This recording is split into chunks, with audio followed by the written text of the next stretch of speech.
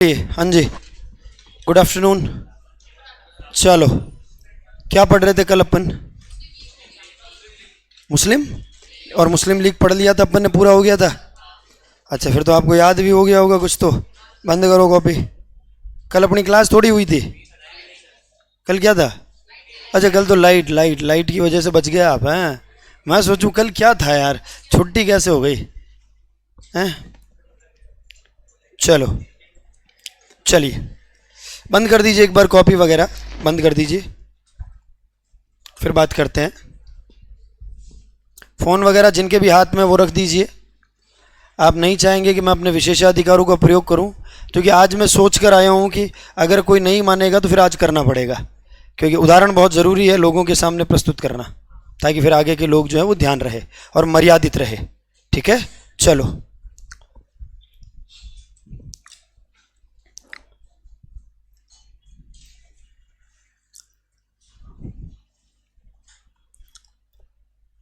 मुस्लिम league की स्थापना को लेकर हमने बात किया।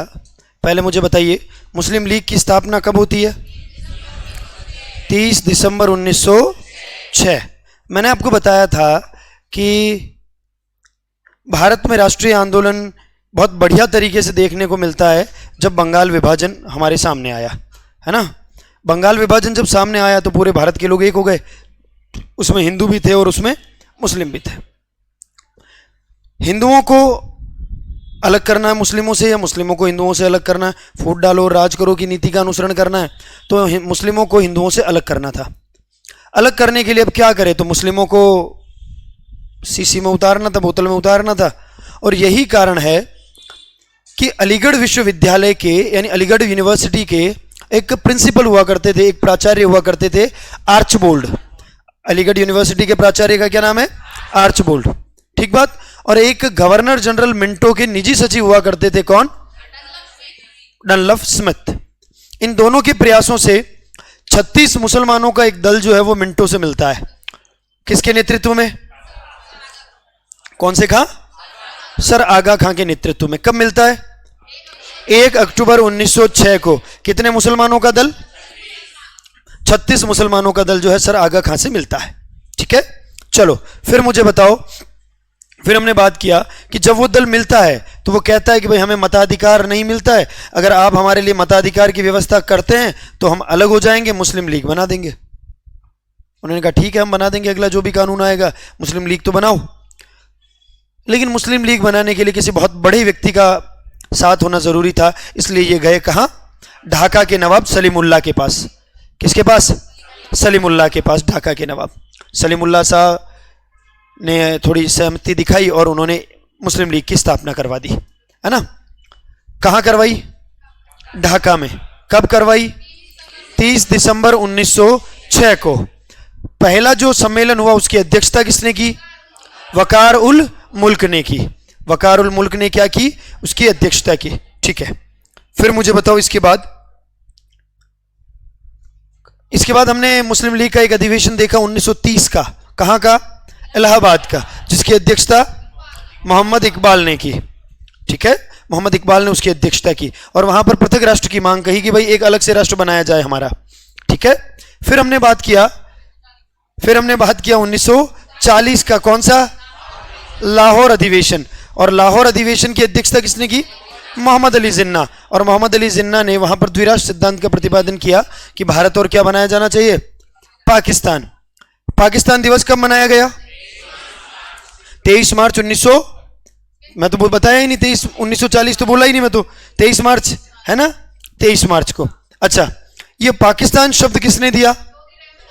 चौधरी रहमत अली। अच्छा, चौधरी रहमत अली कहां पढ़ता था? कैम्ब्रिज यूनिवर्सिटी, कैम्ब्रिज विश्वविद्यालय में पढ़ता था। और उसने एक पैम्पलेट बनाया, किस नाम से?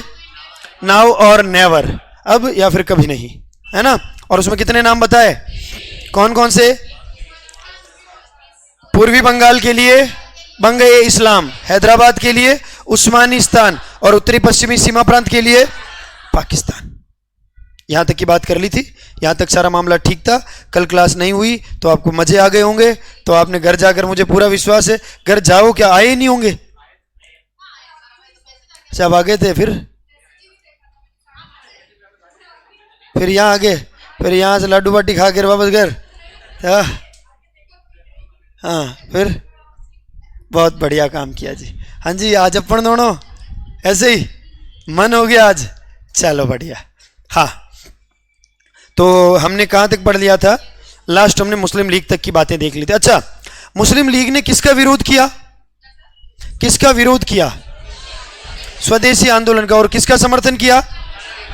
बंगाल विभाजन का। यानी स्वदेशी आंदोलन का तो उन्होंने विरोध किया और बंगाल विभाजन का समर्थन किया, क्योंकि अंग्रेजों का समर्थन करना जरूरी था। अब सुनो आगे, यहां तक की बातें अपन देख चुके थे और ये टेलीग्राम चैनल और व्हाट्सएप चैनल आप लोगों ने ज्वाइन कर ही लिया होगा। चलो देखिए, सुनिए।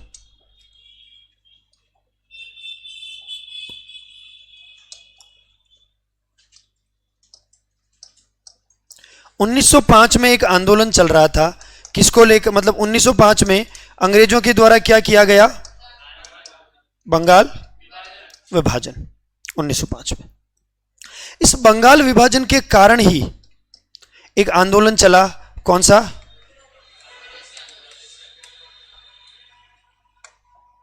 कौन सा आंदोलन? स्वदेशी व बहिष्कार आंदोलन। स्वदेशी व बहिष्कार आंदोलन। स्वदेशी व बहिष्कार आंदोलन की वजह से किसकी स्थापना होती है? किसकी स्थापना होती है? मुस्लिम लीग की स्थापना होती है। अब पहले पूरी बात को सुनना और समझना। यही बात थी जो अपन ने देखी कि भाई बंगाल विभाजन की घोषणा की, उसके बाद स्वदेशी व बहिष्कार आंदोलन चला और बहिष्कार आंदोलन में मुस्लिम लोगों को अलग करने के लिए मुस्लिम लीग की स्थापना करवा दी। मुस्लिम लीग ने अंग्रेजों का पक्ष लिया। किसका पक्ष लिया? अंग्रेजों का पक्ष लिया। ये बात आप सभी लोग जानते हैं। अंग्रेजों का क्या लिया?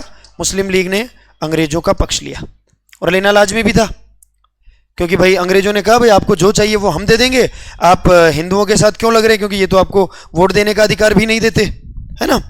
तो मुस्लिम लीग के लोगों ने क्या कहा, क्या चाहिए इनको? तो इन्होंने क्या कहा, क्या दिया जाना चाहिए? मत देने का अधिकार, क्योंकि इनके पास क्या नहीं था? तो इनको मत देने का अधिकार नहीं था। इनके पास क्या नहीं था? तो याद रखिएगा, इन्हें मत देने का अधिकार जो है वो नहीं था। संख्या में कम हुआ करते थे तो इनके पास मत देने के जो अधिकार है वो नहीं थे। वोटिंग राइट्स जो है वो इनके पास नहीं थे। किसके पास? मुस्लिम लीग के लोगों के पास। तो अंग्रेजों का पक्ष लेना लाजमी बनता था। अंग्रेजों का पक्ष लिया और मुस्लिम लीग की स्थापना भी इसी बात को लेकर हुई कि आप अगर हमारे बारे में कुछ सोचेंगे तो हम आपके बारे में कुछ सोच सकते हैं। तो अंग्रेजों ने यहां वादा किया कि भाई हम आपके लिए मताधिकार की बात करेंगे, तो मुस्लिम लीग की स्थापना होगी। अब मताधिकार देने का वादा तो किया, अब मौका था वापस वादा निभाने का, क्योंकि जो वादा किया वो निभाना पड़ेगा, है या नहीं। तो अंग्रेजों ने वादा किया मुस्लिम लीग से कि हम आपको वोटिंग राइट्स देंगे, तो देने थे, क्योंकि मैंने आपको क्या बताया कि भाई अंग्रेजों ने यही तो बात कही कि अगला जो भी हम कानून आपके लिए बनाएंगे उसमें हम आपके लिए क्या देंगे? मताधिकार का जो वोटिंग राइट्स जो है वो आपको देंगे, अगला जो भी कानून बनेगा।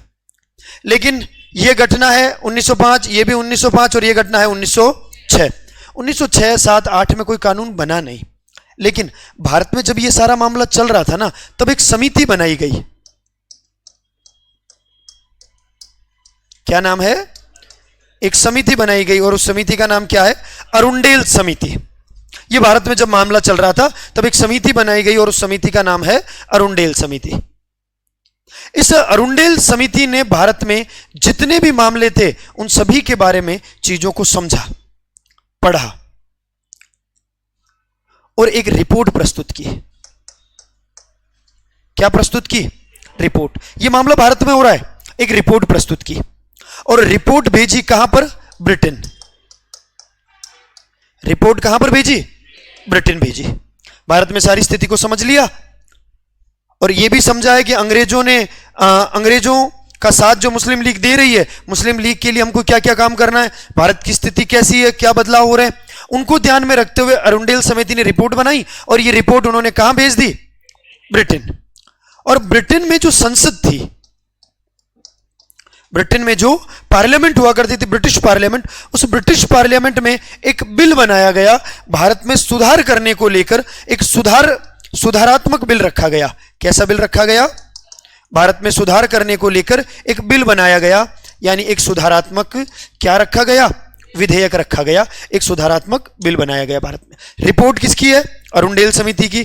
कहां रखा गया? ब्रिटेन की संसद में। ये जो बिल रखा गया ना, ये बिल प्रस्तुत किया 17 फरवरी 1909 को। कब प्रस्तुत किया? बिल प्रस्तुत किया। ब्रिटिश पार्लियामेंट ने इस बिल पर विचार विमर्श करते हुए इसको पास कर दिया 25 मई 1909 को। कब पास कर दिया? मई 1909। लेकिन आपको पता है ब्रिटेन में तो राष्ट्रपति होता नहीं है, वहां तो सम्राट होता है। जैसे हमारे यहाँ सिग्नेचर राष्ट्रपति करता है तो कानून बनता है, वहां पर सम्राट होता है, वो सिग्नेचर करेगा तो कानून बनेगा। तो जब ये पार्लियामेंट से पास हो गया तो सम्राट के पास गया, तो सम्राट ने 15 नवंबर वर्ष 1909 को इस बिल के ऊपर क्या कर दिया? क्या कर दिया? हस्ताक्षर कर दिया, सिग्नेचर कर दिए, है ना सम्राट ने। ये मेरे हैं वाह, यह सम्राट के सिग्नेचर नहीं है, याद रखना। किसके? सम्राट ने क्या कर दिया? हस्ताक्षर कर दिया, सिग्नेचर कर दिया। जैसे ही सम्राट ने सिग्नेचर किया, अब ये क्या बन गया? कानून बन गया। अब ये कहां पर लागू होगा? अब ये कहां पर लागू होगा? भारत में लागू होगा। और यह कहलाया 1909 का भारत शासन अधिनियम। कौन सा? 1909 का भारत शासन अधिनियम, क्योंकि 1909 में बना है, भारत में लागू किया गया। यह 1909 का भारत शासन अधिनियम है। तो कैसे बना, क्यों बना, बनाने की जरूरत क्या थी, किस वजह से बनाया गया, किन पहलुओं को ध्यान में रखा गया, आपको पता होना चाहिए। क्योंकि आगे जब मैं इस अधिनियम की विशेषताओं पर चर्चा करूंगा तब आपको यह पता होना चाहिए कि इस वजह से यह बिल बनाया गया। ठीक है? जो पहले वादा किया था 1906 में, वो 1909 में निभाया अंग्रेजों ने, जो इसका मुख्य आधार था, है ना। इसका मतलब है मुस्लिमों को क्या देने का अधिकार दिया? मत। और सबसे पहली बार मत देने का जो अधिकार है, ये देख रहे हो, सबसे पहले मत देने का जो अधिकार है, वो मत देने का अधिकार मुस्लिमों को दिया गया। ठीक है? अब एक बार दोबारा से सुन लो, सुनो। बंगाल विभाजन कब होता है? इसी के विरोध में क्या चलता है? स्वदेशी आंदोलन। इस स्वदेशी आंदोलन में हिंदू भी थे और मुस्लिम भी थे। मुस्लिमों को हिंदुओं से अलग करने के लिए अंग्रेजों ने एक अलग संगठन बनवा दिया। कौन सा? और मुस्लिम लीग ने किसका पक्ष लिया? किस बात पर? मत देने के अधिकार को लेकर, क्योंकि इनको मत देने का अधिकार नहीं था, तो इस बात पर लेकर उन्होंने अंग्रेजों का पक्ष दिया। अब अंग्रेजों को भी वादा निभाना था, तो भारत में एक समिति जो काम कर रही थी इसके संबंध में, वो कौन सी है?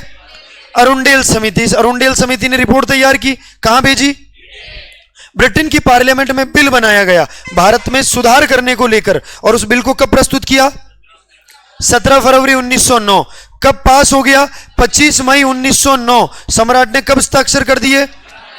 1909। तो भारत में लागू हुआ ये, तो यह कहलाया 1909 का भारत परिषद अधिनियम, भारत शासन अधिनियम। क्या है मामला? ठीक है जो मैंने बताया, बेसिक जितनी भी बातें बताई वो मामला ठीक है, कोई दिक्कत वाली बात नहीं यहां तक का। एक बार ये लिखवा दूं मैं आपको। अब पहले दो बात सुनिए, पहले दो बात सुनिए। अब अगर मैं आपसे एक बहुत ही प्रैक्टिकल बात पूछूं कि 1909 का अधिनियम बनाने के पीछे रीजन क्या था, मैं जिससे पूछूंगा वही बताएगा, है ना।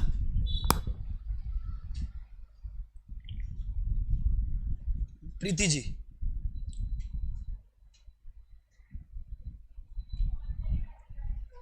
मुस्लिम्स को वोटिंग राइट्स दिए गए, क्या बोल रहे हैं ये? हाँ, वोट देने का दिया। जोर से बोलो ना, क्या है? क्या गले में दिक्कत है? तो लड़कियां ही जोरदार बोलती रहे, इससे बढ़िया आवाज इधर से उधर पहुंच जाए।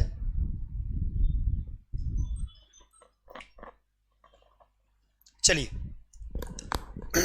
यहां तक की बात समझ आ गई, बताने का कोई दोबारा जरूरत नहीं है मुझे, मैं लिखवा दूं इसको, है ना। लिखिए, हेडिंग डालिए 1909 का अधिनियम, हेडिंग डालिए 1909 का अधिनियम, हेडिंग डालिए 1909 का अधिनियम।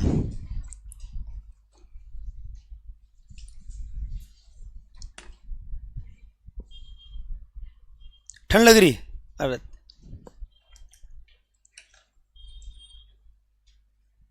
1909 का अधिनियम, चले 1909 का अधिनियम। चलिए ओहो, देना एक बार।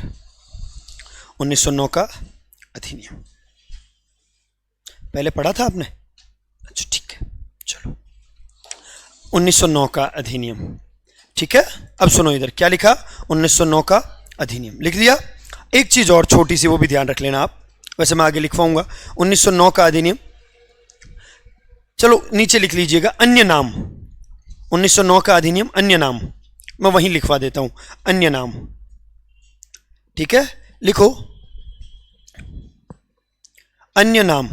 सबसे पहले लिखो इसमें सुधार अधिनियम 1909, मुझे लिखना पड़ेगा क्या, सुधार अधिनियम 1909, रिफॉर्म एक्ट 1909, सुधार अधिनियम 1909, 1909। ठीक है, एक नाम और लिखिएगा, एक नाम और लिखिएगा, Morley Minto act, Morley Minto,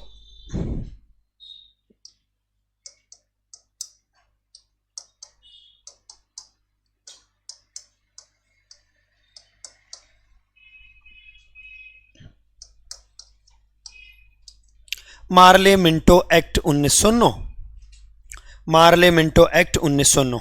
देखो सुनो, आप लोगों ने दो नाम पढ़े होंगे है ना, जब हम पॉलिटी पढ़ते हैं, जब हम राज्य व्यवस्था पढ़ते हैं, 1909 और 1935, ये 1909 और 1919 का अधिनियम है ना। एक तो आपने नाम पढ़ा होगा ये मार्ले मिंटो साहब वाला है ना, और एक नाम आपने और पढ़ा होगा मॉन्टेग्यू चेम्सफोर्ड, मॉन्टेग्यू चेम्सफोर्ड अधिनियम, ये 1919 का है ना। चेम्सफोर्ड अधिनियम ये कब का है, 1919 का, और ये कब का है, 1909 का। मैं इधर लिख देता हूं 1909। ठीक है, एक चीज हमेशा ध्यान रखना, हालांकि मैंने आपको पहले भी बता दी होगी ये बात, तो सुनो।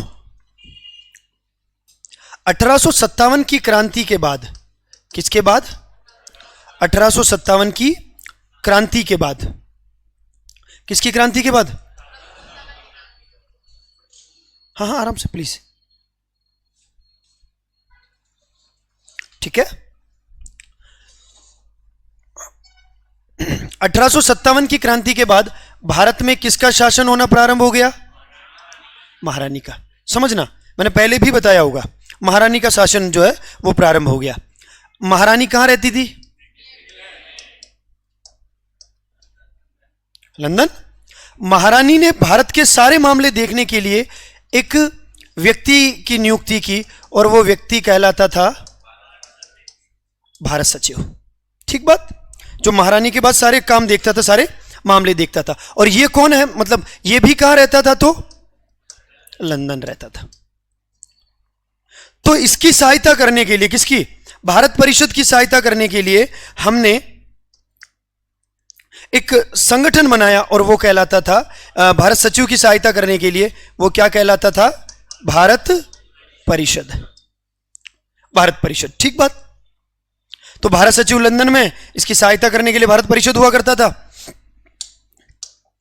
भारत सचिव के बाद भारत में जो व्यक्ति था, वो व्यक्ति कहलाता था गवर्नर जनरल, गवर्नर जनरल, या फिर हम उसको कह देते थे वाइसरॉय। ठीक बात, ठीक है। और फिर वाइसरॉय के अधीन आ जाते थे प्रांतों में गवर्नर, ठीक है, और रियासतों में AGG, agent to governor general, है ना, गवर्नर और एजेंट टू गवर्नर जनरल। ये एक हायरार्की है, एक तरीका है। मुझे एक बात का जवाब दो, ये स्थिति है पूरी भारत पर, इन लोगों का अधिकार है। सबसे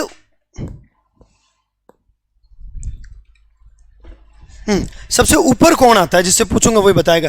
दीपशिखा आगे आ जाओ, आगे आ जाओ। ये इधर तीन बैठे हैं, यहां इनके पास बैठ जाओ।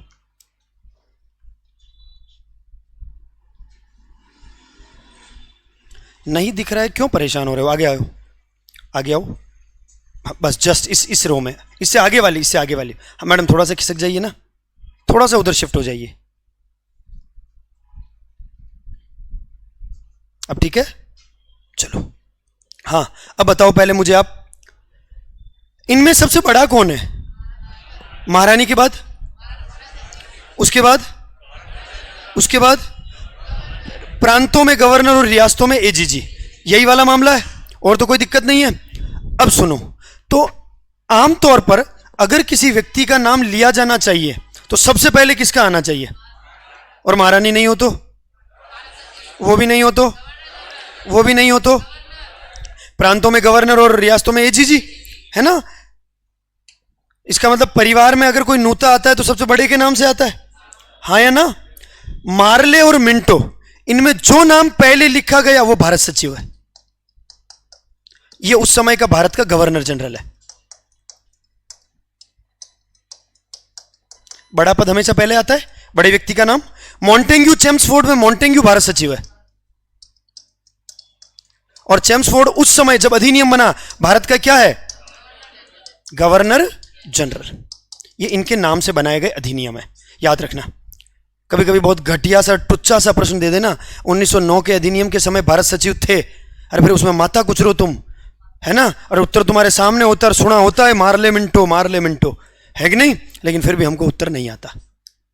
सही बात है। तो दोनों में से बड़ा कौन? सचिव का पद बड़ा होता है तो उधर मार्ले, और इधर कौन? मॉन्टेग्यू। तो याद रखना, इधर की बात कर रहा हूं। दोनों में भारत सचिव कौन? इधर तो मार्ले और इधर मॉन्टेग्यू, है ना? तो याद रखना, जो पद बड़ा है वो पद पहले, जो पद छोटा है वो पद बाद में। प्रैक्टिकल बात है। और मैंने अभी आपको बताया इस एक्ट को किस नाम से जानते थे? अब मार्ले मिंटो, तो ये एक नाम नहीं है, ये दो नाम है। एक मार्ले साहब है और एक मिंटो साहब है। मार्ले साहब भारत सचिव है और मिंटो साहब गवर्नर जनरल है उस समय के। ठीक है, याद रह जाएगा, दोबारा दिक्कत नहीं होगी किसी भी प्रकार की। चलो अब खोल लो, यही लिखवा दिया ना मार्ले मिंटो। लिखना चाहो तो मार्ले के नीचे एरो बनाकर लिख दो भारत सचिव, और मिंटो के उधर लिख दो गवर्नर जनरल। भारत सचिव और गवर्नर जनरल, हाँ जी, भारत सचिव और गवर्नर जनरल।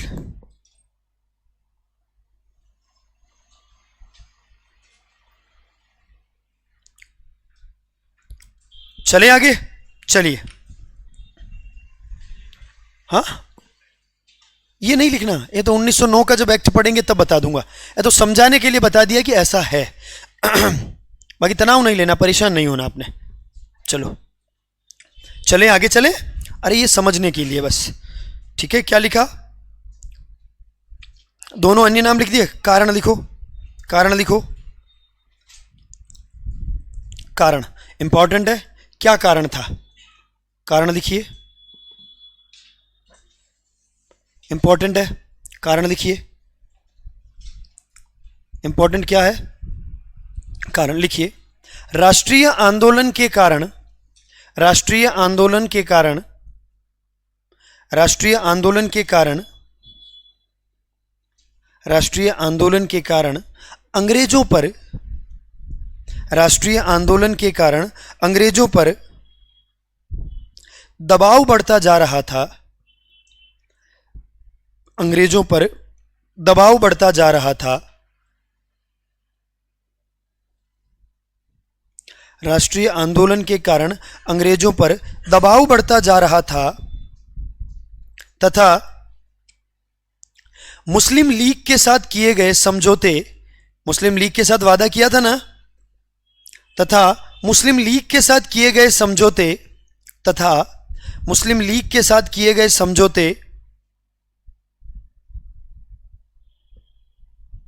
तथा मुस्लिम लीग के साथ किए गए समझौते को मूर्त रूप प्रदान करना। मूर्त रूप मतलब उसे लागू करना, मूर्त रूप प्रदान करना, मूर्त रूप प्रदान करना।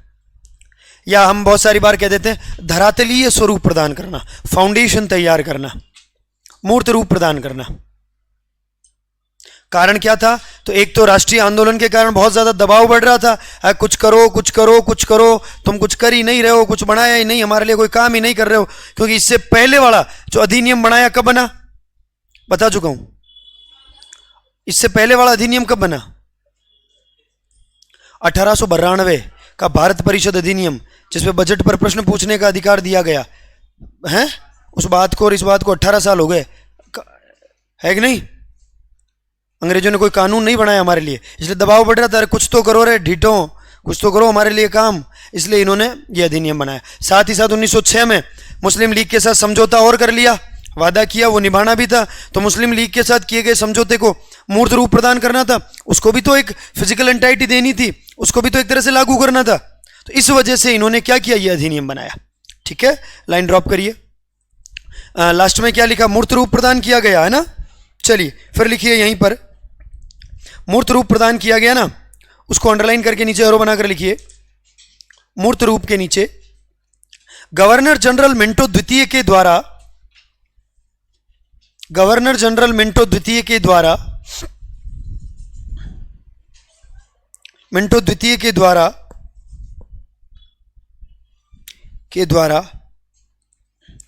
क्षेत्रीय प्रतिनिधित्व, मिंटो द्वितीय के द्वारा क्षेत्रीय प्रतिनिधित्व, मिंटो द्वितीय के द्वारा क्षेत्रीय प्रतिनिधित्व पर बल दिया गया, क्षेत्रीय प्रतिनिधित्व पर बल दिया गया। अरे भाई क्षेत्र के अकॉर्डिंग लोगों को प्रतिनिधित्व दिया जाए। गवर्नर जनरल मिंटो द्वितीय के द्वारा क्षेत्रीय प्रतिनिधित्व पर बल दिया गया, सही बात है, तभी तो मुस्लिमों को वोटिंग राइट्स मिलेंगे, क्षेत्र के आधार पर उनको प्रतिनिधित्व प्रदान किया जाएगा। ठीक है, लाइन ड्रॉप करो, फिर लिखो। अच्छा, किस समिति की सिफारिश पर बनाया गया?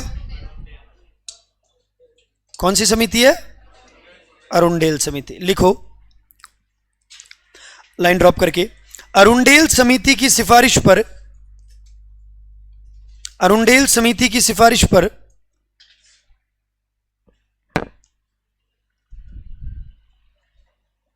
अरुंडेल समिति की सिफारिश पर, अरुंडेल समिति की सिफारिश पर यह अधिनियम बनाया गया, यह अधिनियम बनाया गया, यह अधिनियम बनाया गया। अरुंडेल समिति की सिफारिश पर यह अधिनियम बनाया गया। कौन सा अधिनियम बनाया गया? 1909 का अधिनियम बनाया गया अरुंडेल समिति की सिफारिश पर। चलिए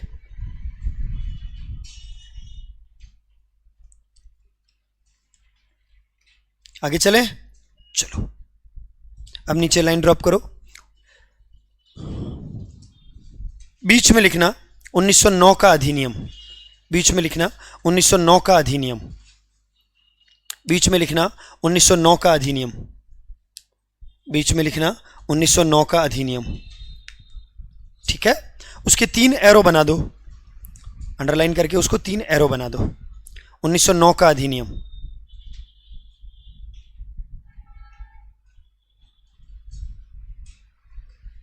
चलें आगे चलें, 3 एरो बनाओ। सबसे पहले लिखो ब्रिटिश संसद में प्रस्तुत, पहले एरो में लिखो ब्रिटिश संसद में प्रस्तुत। ब्रिटिश पार्लियामेंट में कब इंट्रोड्यूस किया गया? ब्रिटिश संसद में प्रस्तुत।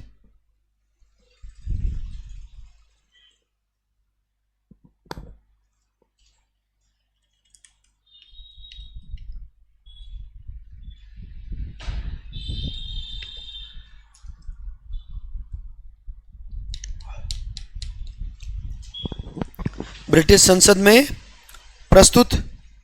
ठीक है, कब? 17 मई कहाँ है? फरवरी है जी, 17 फरवरी 1909। ब्रिटिश संसद में प्रस्तुत 17 फरवरी 1909। ठीक है, 17 फरवरी 1909। फिर लिखिए लाइन ड्रॉप करके आगे, ब्रिटिश संसद से पारित, दूसरे में एरो में, दूसरे एरो में ब्रिटिश संसद से पारित, ब्रिटिश संसद से पारित, ब्रिटिश संसद से पारित, ब्रिटिश संसद से पारित, ब्रिटिश संसद से पारित 25 मई 1909, 25 मई 1909। और फिर लास्ट में लिखिए सम्राट के हस्ताक्षर, सम्राट के हस्ताक्षर, हस्ताक्षर कर देना ऐसे सम्राट के।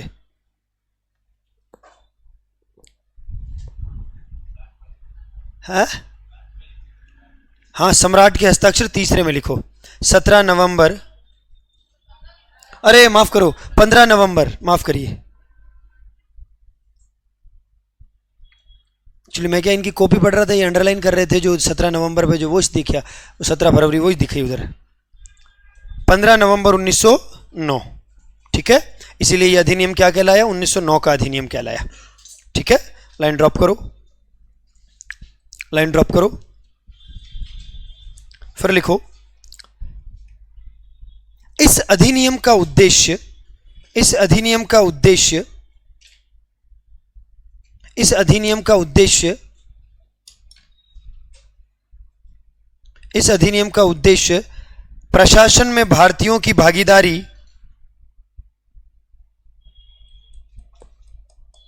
इस अधिनियम का उद्देश्य प्रशासन में भारतीयों की भागीदारी, प्रशासन में भारतीयों की भागीदारी,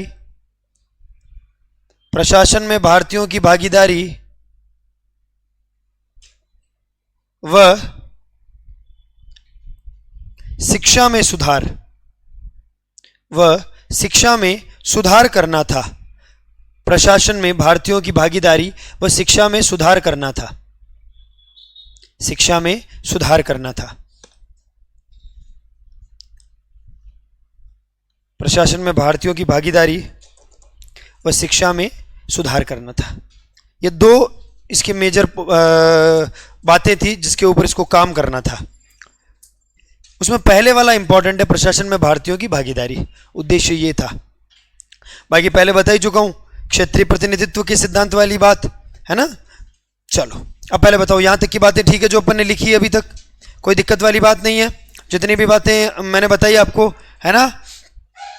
चलो बंद करिए एक बार, बताइए मुझे।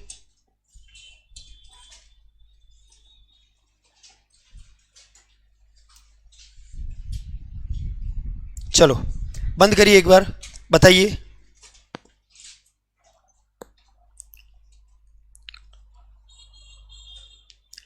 बंगाल विभाजन के बाद स्वदेशी आंदोलन चला और स्वदेशी आंदोलन में हिंदू और मुस्लिम दोनों थे। इनको दूर करने के लिए उन्होंने मुस्लिम लीग की स्थापना करवाई और मुस्लिम लीग बना ही इसी वजह से था कि उनको क्या चाहिए था, मताधिकार, वोटिंग राइट्स चाहिए था। तो अंग्रेजों ने कहा हम आपको वोटिंग राइट्स दे देंगे, अगला जो भी हमारा एक्ट बनेगा उसमें हम आपको मताधिकार दे देंगे। ये सारी स्थिति जब भारत में हो रही थी तो एक समिति का गठन किया गया, कौन सी, अरुणडेल समिति। अरुणडेल समिति ने अपनी रिपोर्ट तैयार की और ब्रिटिश पार्लियामेंट में रखी। ब्रिटिश पार्लियामेंट में इस रिपोर्ट के आधार पर एक बिल रखा गया, कब, 17 फरवरी 1909। वो पास कब हो गया, 25 मई 1909। उस पर सम्राट ने हस्ताक्षर कब किए, 15 नवंबर 1909। और वो एक्ट कौन सा कहलाया, 1909 का एक्ट, है ना। और उसको और किस नाम से जानते हैं, मार्ले मिंटो एक्ट और सुधार अधिनियम 1909। मार्ले मिंटो क्यों कहते हैं, क्योंकि मार्ले साहब कौन है और मिंटो कौन है, गवर्नर जनरल। मार्ले साहब सचिव हैं और मिंटो गवर्नर जनरल है, ठीक है। फिर आगे चलिए, फिर बात करते हैं इसके बाद। फिर हमने कहा कि इसके उद्देश्य क्या थे, है ना, उद्देश्य क्या थे। तो मैंने आपको क्या बताया, प्रशासन में भारतीयों को भागीदार बनाना और शिक्षा में सुधार करना। कारण की बात करेंगे तो राष्ट्रीय आंदोलन की वजह से दबाव बढ़ रहा था और मुस्लिम लीग के साथ जो समझौता किया उसे मूर्त रूप प्रदान करना, उसे धरातलीय स्वरूप प्रदान करना था। इस वजह से हमने ये अधिनियम बनाया। क्लियर है ये वाली बात, यहां तक का जितनी भी बातें अपन ने देखी, है ना। चलिए अब बात करते हैं इस अधिनियम की प्रमुख विशेषताओं की।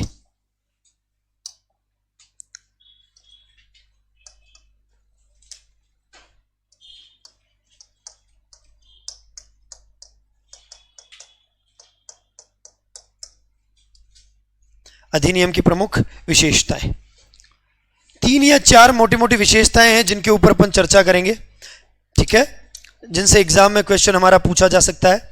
हम उन्हीं के ऊपर चर्चा करेंगे ना आमतौर पर। प्रमुख विशेषताएं, सबसे पहले तो कुछ बातें हैं वो देख लीजिए। देखिए एक एक्ट है 1892 का, 1892 का भारत परिषद अधिनियम, समझना।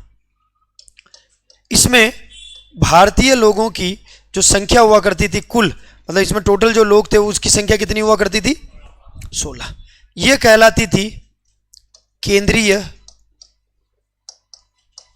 विधान परिषद। क्या कहलाती थी, केंद्रीय विधान परिषद। संख्या कितनी है, 16। लेकिन ये 1909 के अधिनियम के तहत इस केंद्रीय विधान परिषद की जो संख्या थी उस संख्या में वृद्धि कर दी गई। केंद्रीय विधान परिषद की संख्या में क्या कर दी गई? वृद्धि कर दी गई। और ये वृद्धि कितनी की गई? तो इनकी संख्या बढ़कर हो गई कितनी? 69। पहले कितनी थी? 16 से बढ़ाकर कितनी कर दी? 69 कर दी, यानी 69 कर दी। किससे बढ़ाकर? 16 से बढ़ाकर। ये 69 जो लोग थे, इन 69 में से याद रखना है आपको, 69 को 3 वर्गों में डिवाइड किया जाता है। इनमें से 9 सदस्य कौन थे? कैसे थे? मनोनीत। इनमें से 37 लोग कैसे थे? सरकारी। और इनमें से 23 लोग कैसे थे? गैर सरकारी। कैसे थे? गैर सरकारी। याद रख लेना। तो केंद्रीय विधान परिषद की संख्या में वृद्धि कर दी गई। जो पहले कितनी हुआ करती थी? 16, अब कितनी कर दी गई? 69 कर दी गई। उनको हमने कितने वर्गों में डिवाइड किया? 3। 9 लोग क्या थे? मनोनीत। सरकारी कितने हैं और गैर सरकारी कितने हैं? 23 गैर सरकारी हैं। और अभी हाल ही में किसी परीक्षा में यह फिगर पूछा गया, गैर सरकारी सदस्यों की संख्या कितनी है? 23। याद रखना। अब सुनिए, कहां पर वृद्धि की गई? केंद्रीय विधान परिषद में। एक बात और सुन लीजिए, आज जो आप लोकसभा और राज्यसभा पढ़ते हैं वो एकदम से लोकसभा और राज्यसभा नहीं बना। सबसे पहले एक हाउस हुआ करता था सेंट्रल में। स्टेट में तो लेजिस्लेचर हुआ ही नहीं करता था, न के बराबर था। सेंट्रल के लेजिस्लेचर की बात कर रहा हूं, केंद्रीय विधान परिषद की या केंद्रीय विधायिका की बात कर रहा हूं। वहां पर कितने सदन हुआ करते थे? एक सदन। उसकी संख्या धीरे धीरे बढ़ रही है। भारत में पहली बार 2 सदन बने ही 1919 में। 1919 का जो अधिनियम आएगा ना, तब पहली बार 2 हाउस बने। बाकी एक ही हाउस, शुरू से एक ही हाउस था। पहली बार कितने हाउस बने? 2 हाउस बने। ठीक बात याद रखना, 1919 में। और यहां पर हमने क्या किया? तो जो संख्या पहले 16 थी उसको बढ़ा करके कितना कर दिया? 69 कर दिया। इनमें से मनोनीत कितने हैं? 9। सरकारी कितने हैं? 37। और गैर सरकारी कितने? 23। एक काम तो ये हुआ, और एक काम हुआ जिसकी वजह से ये पूरा अधिनियम बनाया गया। क्या? सांप्रदायिक निर्वाचन प्रणाली का विस्तार। सबसे इंपॉर्टेंट है। किसका विस्तार? तो याद रखिएगा, सांप्रदायिक निर्वाचन प्रणाली का विस्तार। अब प्रारंभ कह दो आप, सांप्रदायिक निर्वाचन प्रणाली का प्रारंभ। सांप्रदायिक निर्वाचन प्रणाली का प्रारंभ। सांप्रदायिक निर्वाचन प्रणाली का प्रारंभ। अच्छा, सांप्रदायिक निर्वाचन प्रणाली का मतलब क्या है? संप्रदाय के आधार पर मत देने का अधिकार। और सांप्रदायिक निर्वाचन प्रणाली के तहत सबसे पहले मत देने का अधिकार किसको दिया गया? किसको दिया गया? मुस्लिमों को मत देने का अधिकार दिया गया। तो संप्रदाय के आधार पर जब वोटिंग राइट्स दिए गए तो वो सबसे पहले किसको दिए गए थे? मुसलमानों को दिए गए थे, मुस्लिमों को दिए गए थे। और ये भी इसी 1909 के अधिनियम की सबसे बड़ी विशेषता है। ठीक है, तो याद रख लेना। एक तो इधर हमने बात की किसके बारे में? तो केंद्रीय व्यवस्थापिका की संख्या में वृद्धि 16 से बढ़ाकर कितनी कर दी? 69 कर दी। और एक आपको ध्यान रखना है, सांप्रदायिक निर्वाचन प्रणाली का प्रारंभ। संप्रदाय के आधार पर वोटिंग राइट्स जो हैं वो दिए गए, और सबसे पहले वोट देने का अधिकार किसको मिला? मुस्लिमों को मिला। ठीक है, फिर एक बात और याद रखना, तीसरी,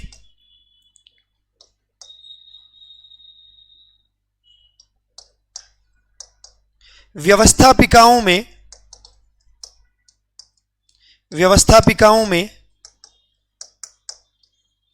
भारतीयों का प्रतिनिधित्व।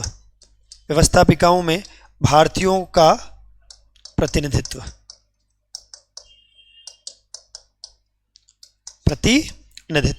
इसको थोड़ा सा समझना, ये थोड़ी सी काम की बात है कि व्यवस्थापिकाओं में प्रतिनिधित्व या कार्यकारिणी परिषदों में प्रतिनिधित्व। ठीक है, समझना इसको दो तरह से। 2 प्रकार के बड़े बड़े उस समय व्यवस्थापिकाएं हुआ करती थी। एक तो क्या हुआ करती थी? भारत परिषद जो इंग्लैंड वाली। और एक हुआ करती थी केंद्रीय व्यवस्थापिका, यानी गवर्नर जनरल की व्यवस्थापिका, केंद्रीय कार्यकारिणी परिषद। केंद्रीय कार्यकारिणी परिषद। इन दोनों में भारतीयों को नियुक्त किया गया। और भारतीयों को नियुक्त किया गया। भारत परिषद में भारतीयों को कितने लोगों को नियुक्त किया गया? 2। और इस केंद्रीय कार्यकारिणी परिषद में कितने?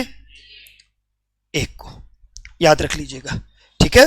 तो भारत परिषद में 2 भारतीयों की नियुक्ति की गई और केंद्रीय कार्यकारिणी परिषद में 1 भारतीय की नियुक्ति की गई। और मैंने जब आपको लिखवाया था उद्देश्य, उसमें एक बात साफ तौर पर लिखवाई है, प्रशासन में भारतीयों को भागीदार बनाना और शिक्षा में सुधार करना।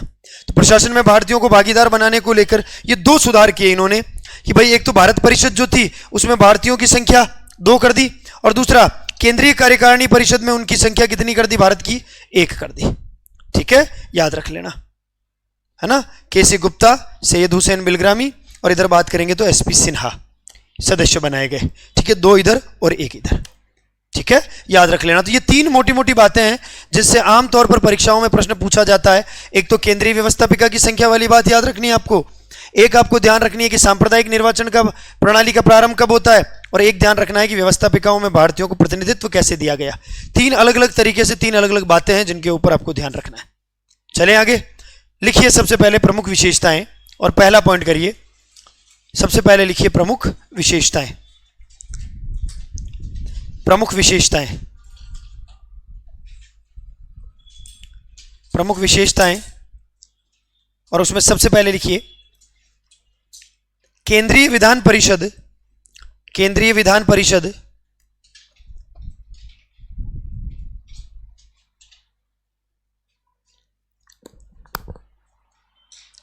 केंद्रीय विधान परिषद की संख्या में वृद्धि, केंद्रीय विधान परिषद की संख्या में वृद्धि।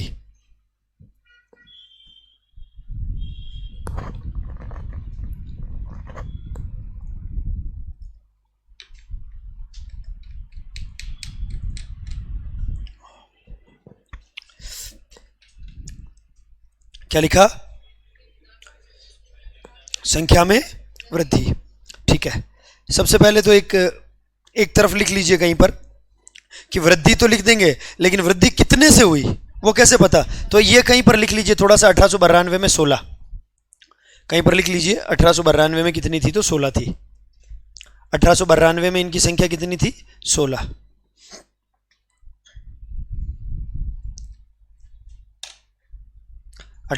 में इनकी संख्या कितनी थी? 16। चलें आगे चलें, मामला ठीक है। अब एक काम करिए, जहां आपने लिखा ना केंद्रीय विधान परिषद की संख्या में वृद्धि, उसके आगे लिख लीजिए 69। कितनी हो गई? 69। 16 से बढ़कर कितनी हुई? 69। ठीक है, कितने सदस्य हो गए? 69। अब उन 69 लोगों को 3 भागों में डिवाइड कर दो। 69 लोगों में 3 बातें, जो ये 3 अलग अलग प्रकार के हैं, उनको डिवाइड कर दो 69 को।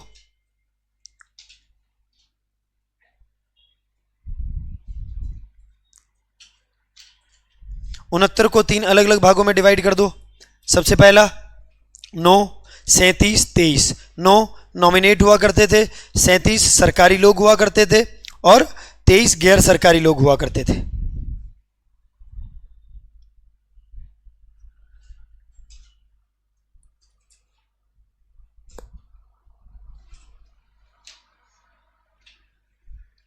चलें आगे चलें, क्या मामला क्लियर है? चले, चलिए फिर लिखिए नंबर 2। फिर लिखिए नंबर 2,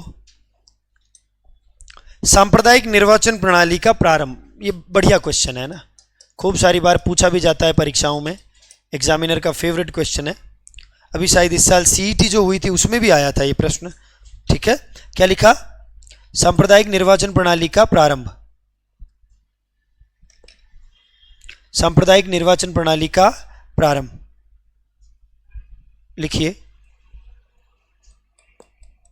सर्वप्रथम लिख लिया क्या? सांप्रदायिक निर्वाचन प्रणाली का प्रारंभ, इसको अंडरलाइन करो, निर्वाचन प्रणाली को, सांप्रदायिक निर्वाचन प्रणाली को नीचे एरो बनाओ और लिखो सर्वप्रथम, सर्वप्रथम, सर्वप्रथम मुस्लिमों को मतदान का अधिकार प्रदान किया गया। सर्वप्रथम मुस्लिमों को मतदान का अधिकार प्रदान किया गया। सबसे पहले वोटिंग राइट्स किसको मिले? धर्म के आधार पर तो मुस्लिम्स को, याद रखिएगा, है ना। सर्वप्रथम मुस्लिमों को मताधिकार प्रदान किया गया।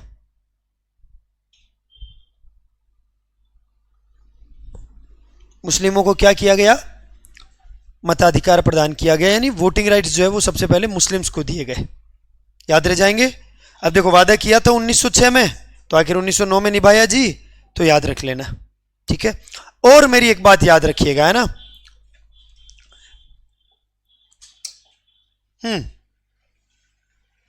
मोटे मोटे 3 अधिनियम आएंगे, 1909, 1919 और 1935।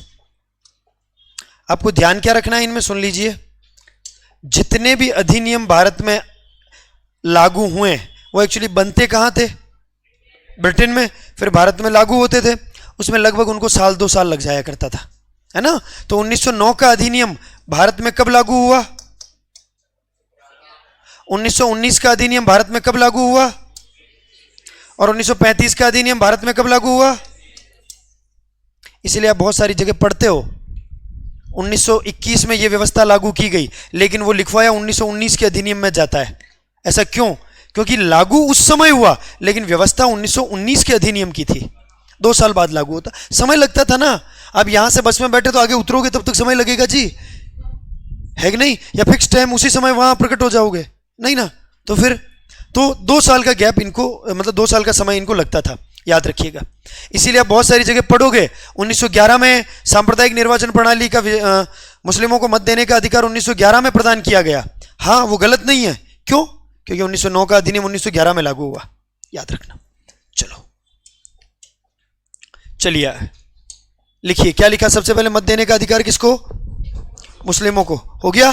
फिर लिखिए अगला, कार्यकारी परिषदों का विस्तार। कार्यकारी परिषदों का विस्तार, कार्यकारी परिषदों का विस्तार, ये मत लिखो, कार्यकारी परिषदों का विस्तार। फिर उसमें मैं आपको 2 बातें लिखवा दूंगा अंडरलाइन करवा के। कार्यकारी परिषदों का विस्तार, कार्यकारी परिषदें मतलब जो काम करने वाली परिषद से, जितनी भी काम करने वाली जो काउंसिल्स हैं उनमें, या उनका विस्तार, ठीक है। लिखिए यहां पर लाइन ड्रॉप करके, भारत के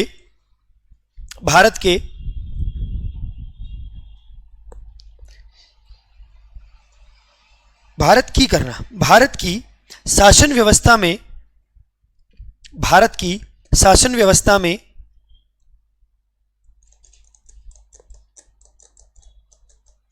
भारतीयों को भागीदार बनाने के लिए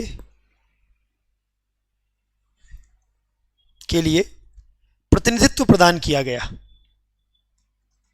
भारतीयों को भागीदार बनाने के लिए प्रतिनिधित्व प्रदान किया गया।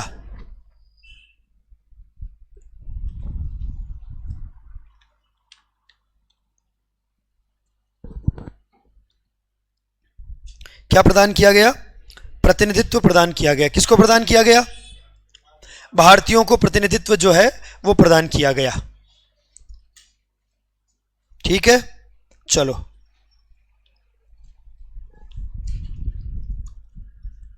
भारतीयों को प्रतिनिधित्व प्रदान किया गया।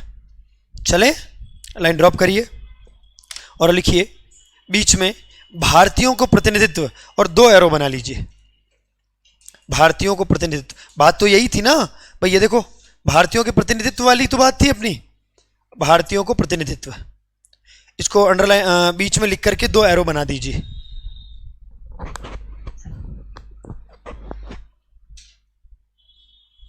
भारतीयों को प्रतिनिधित्व, इसमें लिखिए सबसे पहले 2 एरो बना दीजिए। पहले में लिखिए भारत परिषद में, भारत परिषद में,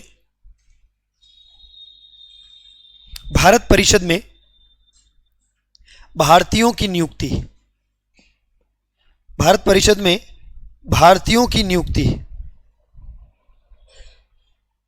आगे लिख देना 2, कितने? 2, ठीक है। नीचे दोनों के नाम लिखो।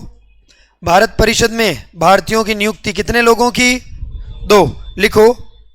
केसी गुप्ता, मैंने अभी बताया था, केसी गुप्ता, केसी गुप्ता, के सी गुप्ता। फिर लिखिए दूसरा, सैयद हुसैन बिलग्रामी। लिखूं क्या? लिखूं सैयद हुसैन बिलग्रामी।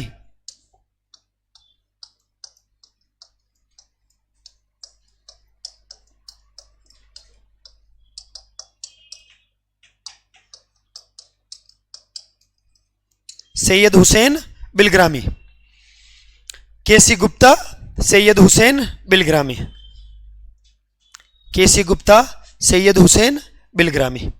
तो भारत परिषद में भारतीयों को प्रतिनिधित्व दिया, 2 भारतीयों की नियुक्ति की गई।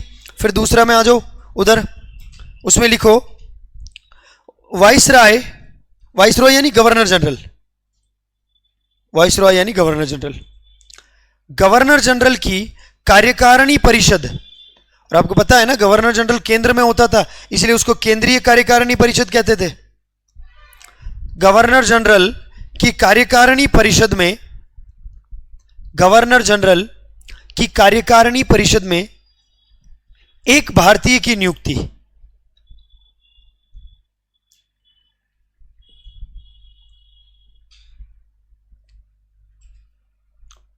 में एक भारतीय की नियुक्ति। इसमें लिखो एसपी सिन्हा, एसपी सिन्हा,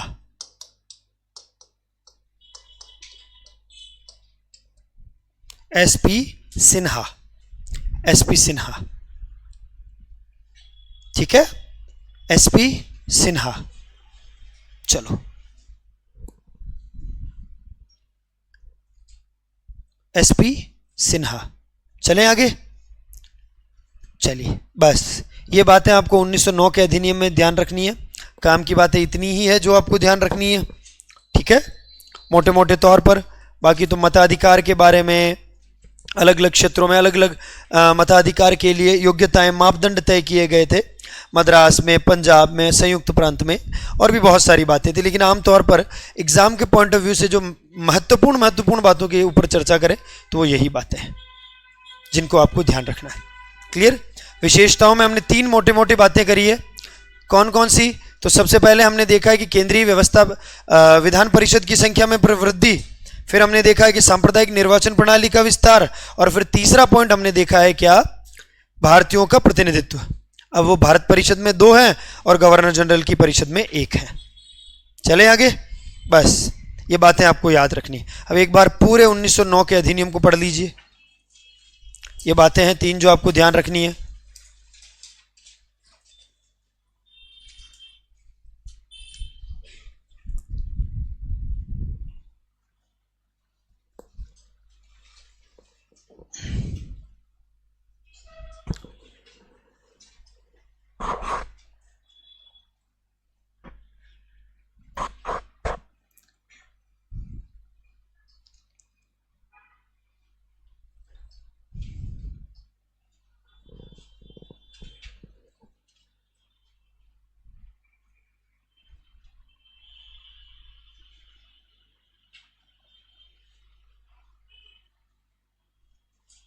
हाँ जी,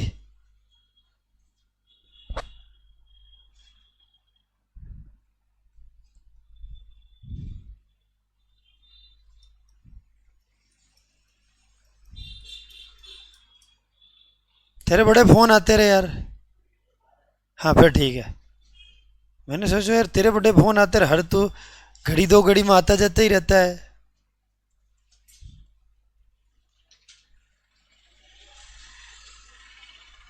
पढ़ लो एक बार जल्दी से।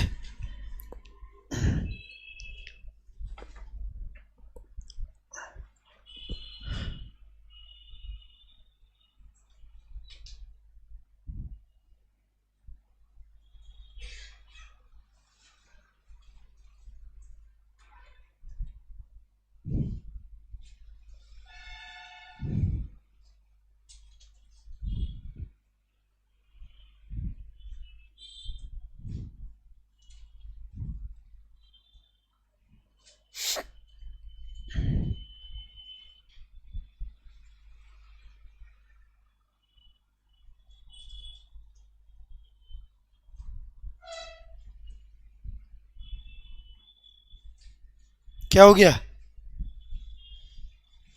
आगे कोई परेशानी है?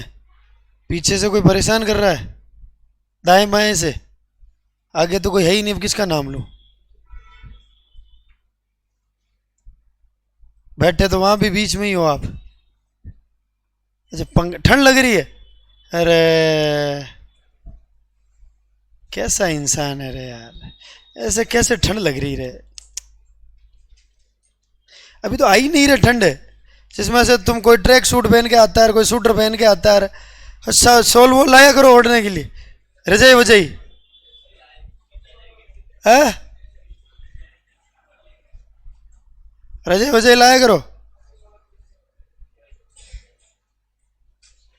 आधे तो तुम इस चिंता से भी, ये भी तुमको चिंता ही है, सी लग रहा है वो लग रहा है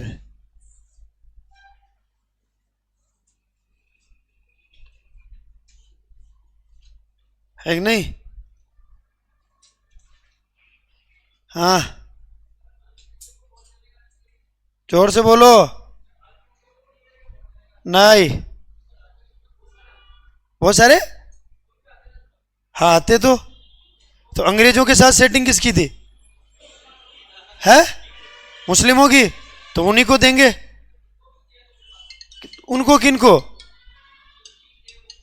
है? अब इसमें थोड़ी दिया, इसमें थोड़ी दिया। आप किसकी बात कर रहे हो, बंगाल मद्रास वाली उनकी? हेलो, हाँ, एक टॉपिक रह रहा है आखिरी, 2 घंटे का। फ्री, फर्स्ट ग्रेड में कुछ लोग फ्री होंगे, सारे थोड़ी फ्री होंगे। हाँ, हिस्ट्री हो जाएगा और पॉलिटी भी हो जाएगा।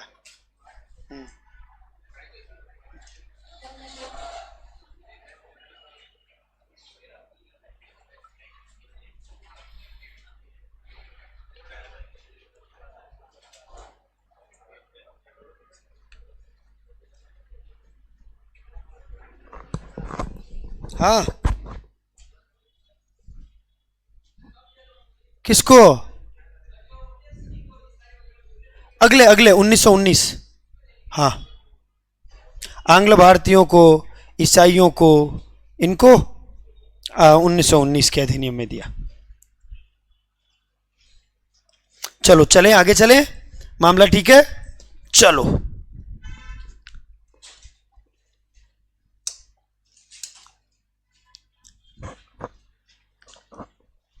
पढ़ लिया पूरा? बंद करो एक बार कॉपी। एक आखिरी लाइन लिख लो, चलो। के एम मुंशी का एक बढ़िया स्टेटमेंट है, वो लिख लो, फिर बंद कर दो कॉपी। फिर इस टॉपिक से अपने को कोई लेना देना नहीं। हाँ, फिर अरे इससे महाराज लिखो, प्रमुख कथन में लिखो के एम मुंशी डैश करो, के एम मुंशी डैश करके लिखो, स्टेटमेंट लिखो। इन्होंने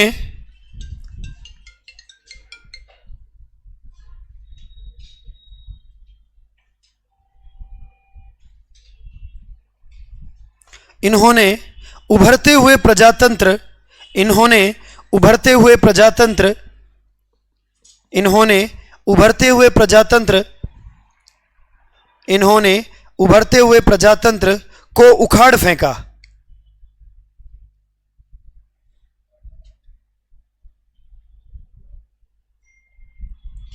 इन्होंने उभरते हुए प्रजातंत्र को उखाड़ फेंका।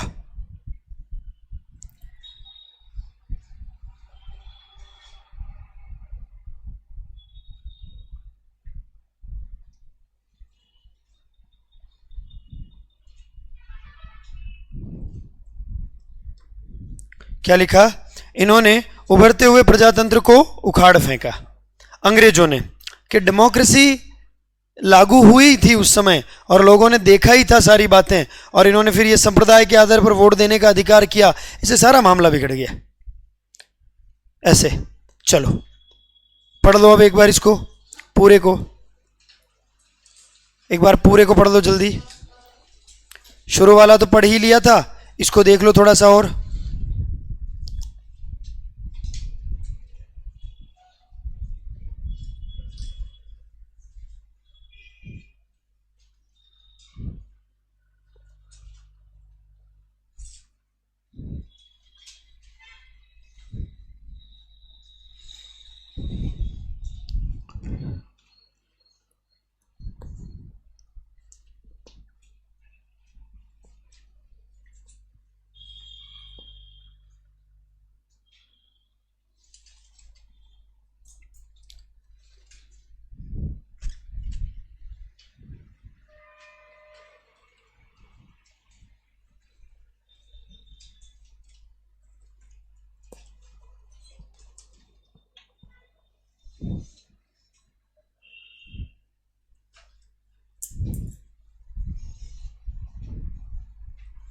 चलें आगे। बंद करो एक बार कॉपी, बंद कर दो एक बार कॉपी। बताओ जल्दी से,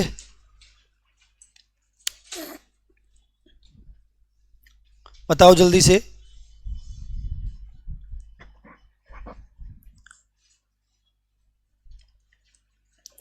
1909 का जो अधिनियम बनाया गया वो किस समिति की रिपोर्ट के आधार पर बनाया गया? अरुणडेल समिति है ना, उसने रिपोर्ट दी। ब्रिटिश पार्लियामेंट में बिल कब पास मतलब कब प्रस्तुत किया गया? 17 फरवरी 1909। अच्छा, उसे पास कब किया? 25 मई 1909। अच्छा, सम्राट ने हस्ताक्षर कब किए? 15 नवंबर 1909। भारत में लागू हुआ 1909 का अधिनियम। मुख्य विशेषताएं क्या थी, किस पर बल देना था? भारतीयों की भागीदारी को बढ़ाना था और शिक्षा पर बल देना था। मोटी मोटी बातें तो दो ही थी, है ना। हमने 3 विशेषताएं पढ़ी है। सबसे पहली बात, केंद्रीय व्यवस्थापिका की संख्या में वृद्धि। पहले कितने लोग हुआ करते थे? कितने? 16 लोग हुआ करते थे पहले। अब अभी उनकी संख्या बढ़ाकर कितनी होगी? 69 हो गई। संख्या बढ़ा करके कितनी हो गई? 69 हो गई। फिर बताइए मुझे इसके बाद 69 जो हुई उनमें से मनोनीत कितने थे? सरकारी, गैर सरकारी 23। ठीक है, फिर मुझे बताइए सांप्रदायिक निर्वाचन प्रणाली का प्रारंभ किया गया और सबसे पहले वोट देने का अधिकार मुस्लिमों को। ठीक है, फिर है कार्यकारिणी परिषदों में भारतीयों की भागीदारी को बढ़ावा देना। 2 प्रकार की काउंसिल हुआ करती थी। एक भारत परिषद, उसमें कितने भारतीय? कौन कौन? केसी गुप्ता और सैयद हुसैन बिलग्रामी। केसी गुप्ता और सैयद हुसैन बिलग्रामी। वहीं पर अगर मैं बात करता हूं दूसरी गवर्नर जनरल वाली, तो उसमें एक कौन? एसपी सिन्हा। ठीक है, किसने कहा कि इन्होंने उभरते हुए प्रजातंत्र को उखाड़ फेंका? क्या है? के.एम. मुंशी। चले आगे, बस मामला ठीक है, यहीं तक का क्लियर है। पढ़ लेना 1-2 बार इनको, घर जाके पढ़ोगे थोड़ा ठीक लगेगा, है ना। चलो अगला बात करते हैं, अगले टॉपिक पर चर्चा करते हैं। ये हो गया, चलो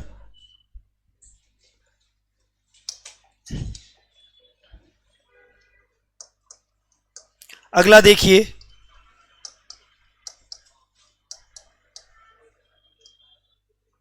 कामागाटा मारू प्रकरण है। टफ टफ लग रहा है? टफ टफ है, टफ लग क्या रहा है? एक्ट सबसे टफ है एक्चुअली, फैक्ट है उसमें रट्टे मारने हैं, इसलिए चलो ये नहीं लगेगा, इसकी गारंटी। इसका नाम ही टफ है, कामागाटा मारू। ये घटना रही है 1914 की। कब की है? 1914 की। पूरी बात को सुनना और समझना, फिर आगे चलेंगे। अच्छा,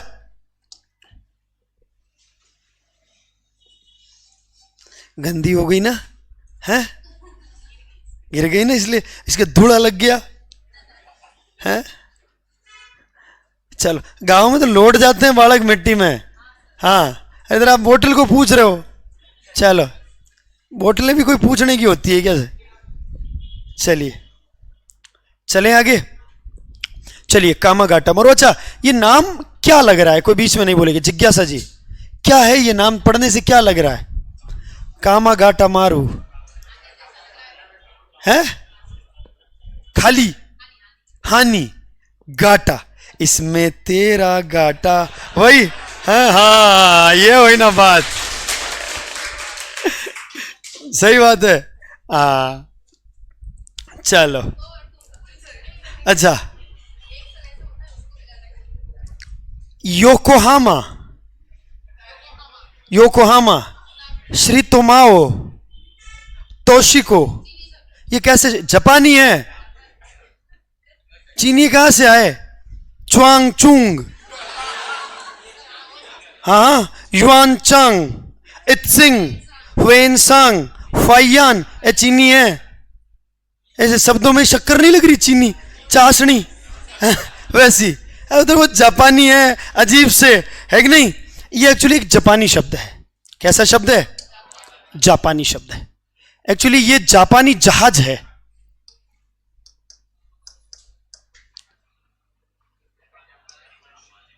जापानी जहाज, ये जापानी जहाज। अजी मैडम क्या बातें कर रहे हो जी, दोनों कीर्ति और एक और कौन, इनका नाम नहीं जानता। आपका नाम तो सही बोला मैं, कोई खास बात? अब तो करवा चौथ भी निकल गई, अब तो क्या ही बात करने हैं, अब तो करवा चौथ भी निकल गई भाई हैं। तुम में से कितने हैं जिन्होंने अप्रत्यक्ष तौर पर करवा चौथ का व्रत रखा? ऐसे कोई हाथ खड़ा थोड़ी करता है, नहीं नहीं नहीं नहीं, सवाल ही पैदा नहीं होता, सवाल ही पैदा नहीं होता। यस, आवाज आ रही है हमारी, मेरी आ रही है? ये दमदम, ये तो उत्साह, जोश, एक नई उमंग। हाँ, आपने करवा चौथ का व्रत रखा?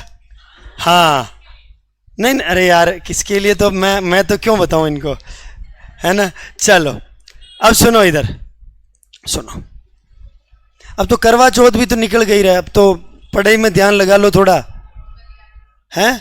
दिवाली आ रही है, अरे तो दिवाली में क्या है, छुट्टी काम करना होता है भाई, और तो क्या है।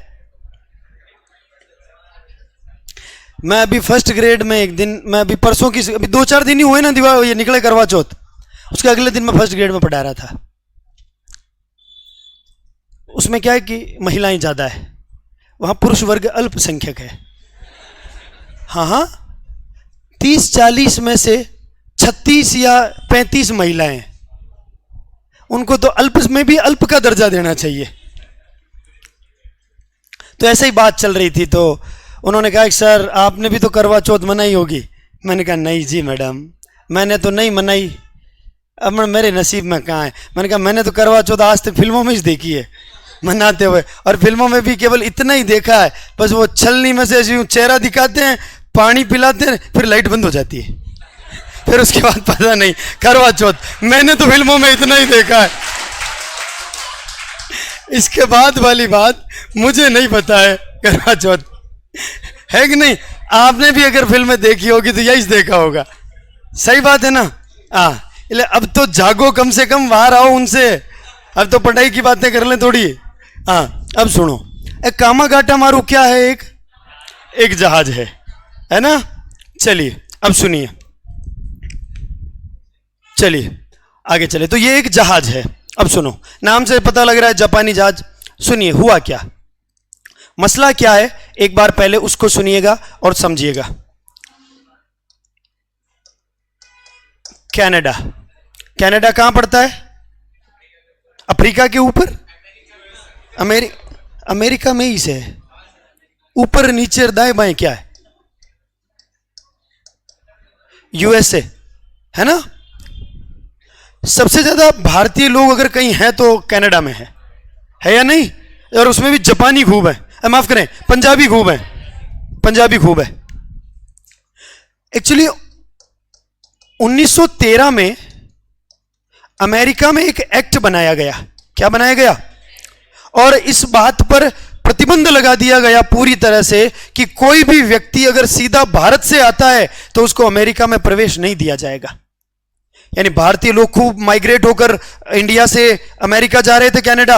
अब कनाडा में उनकी जनसंख्या बढ़ रही थी, वहां जाकर वो लोग आंदोलन कर रहे थे, वहां जाकर वो क्या कर रहे थे?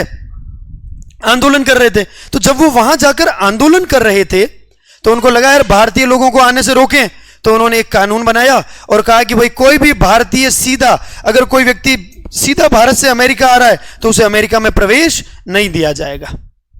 मामला क्लियर था कि भारत का व्यक्ति अमेरिका में नहीं जा सकता।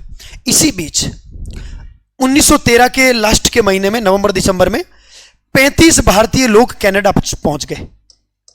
35 भारतीय लोग जो है कहां पहुंच गए? इनको प्रवेश की अनुमति मिल गई।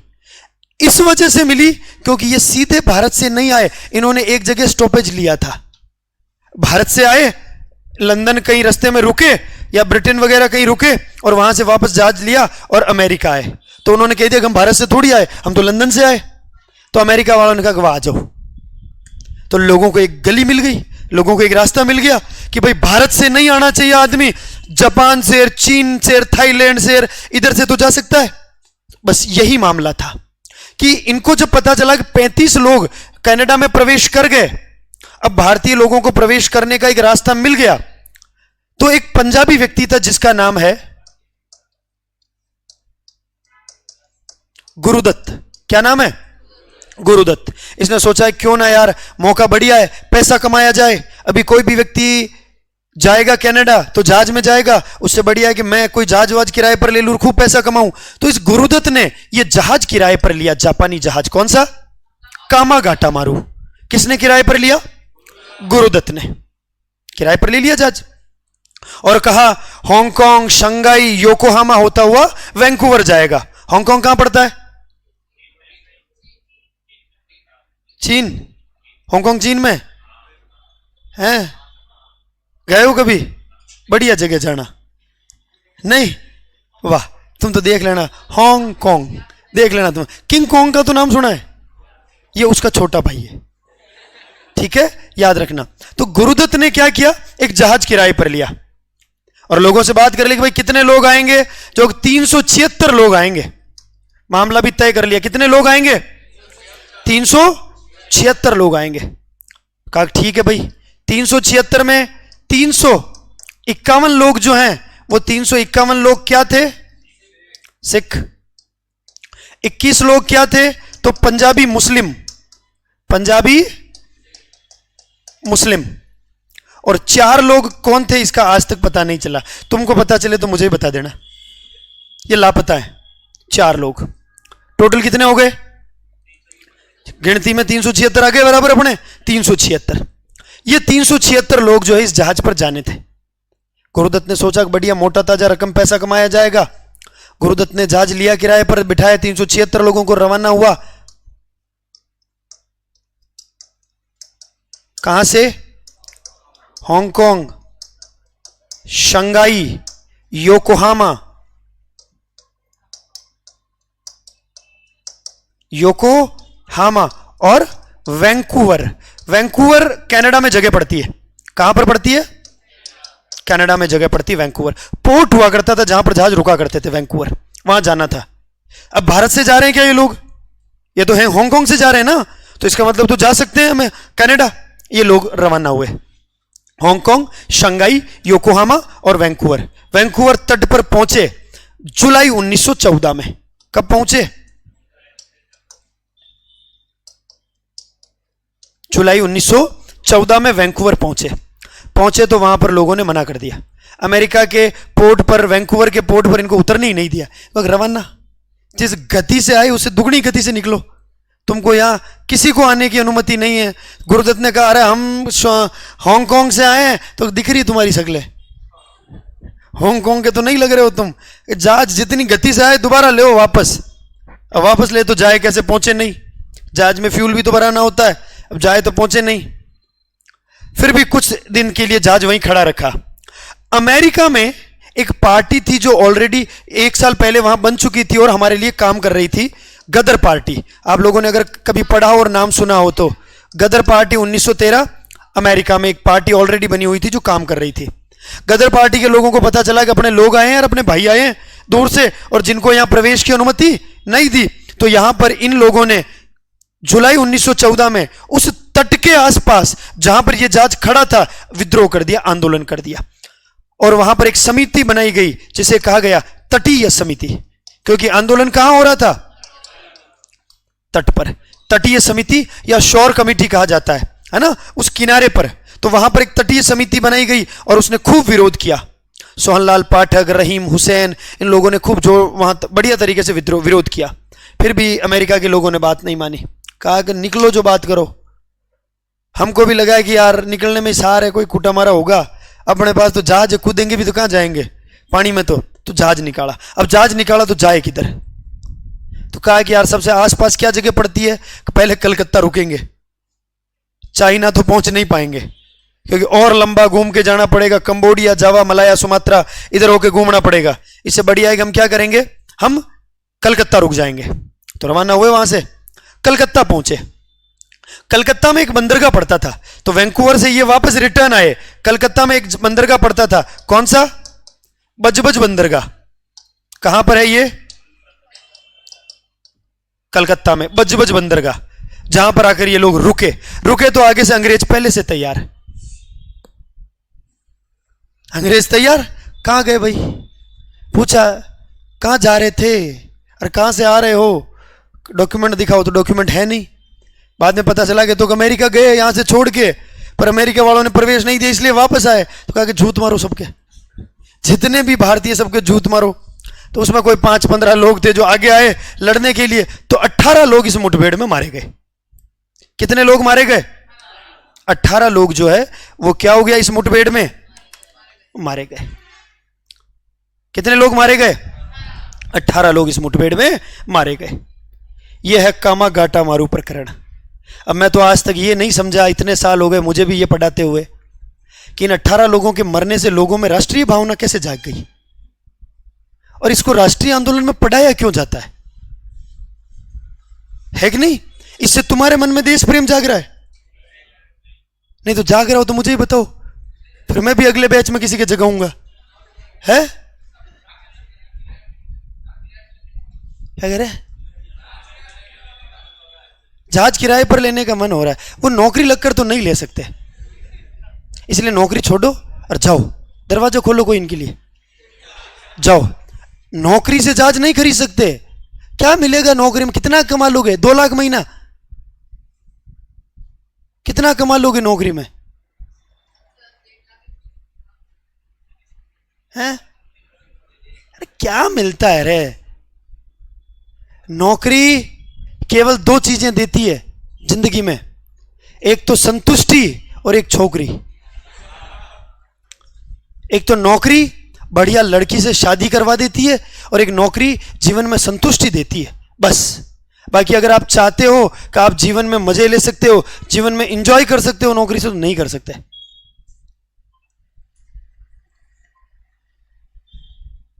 है कि नहीं? नहीं कर सकते। उसके लिए तो बढ़िया काम धंधा, बिजनेस।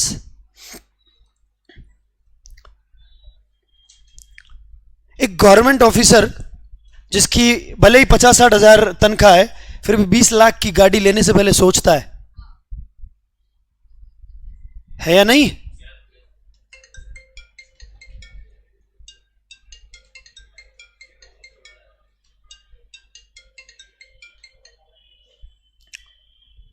तो केवल और केवल नौकरी से आपको संतुष्टि मिल सकती है, इसके अलावा और कुछ भी नहीं मिल सकता।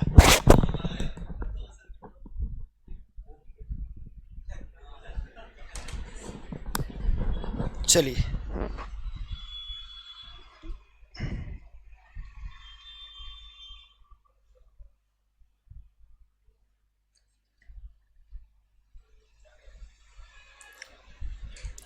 मैसेज कर दूं?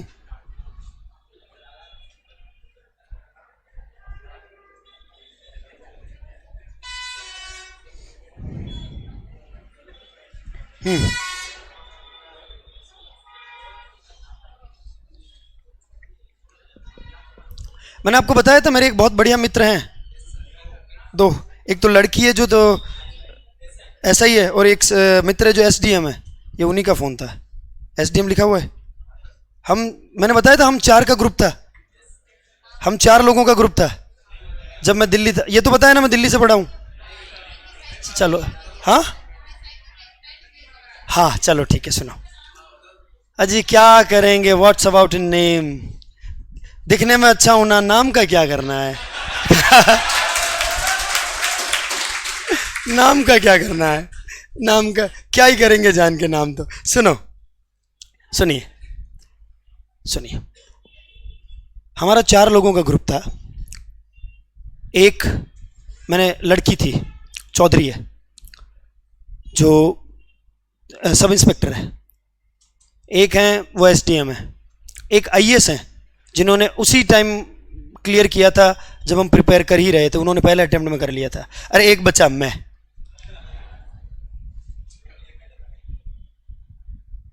लेकिन आज तक आपके मित्र चाहे कितने ही बड़े क्यों ना हो,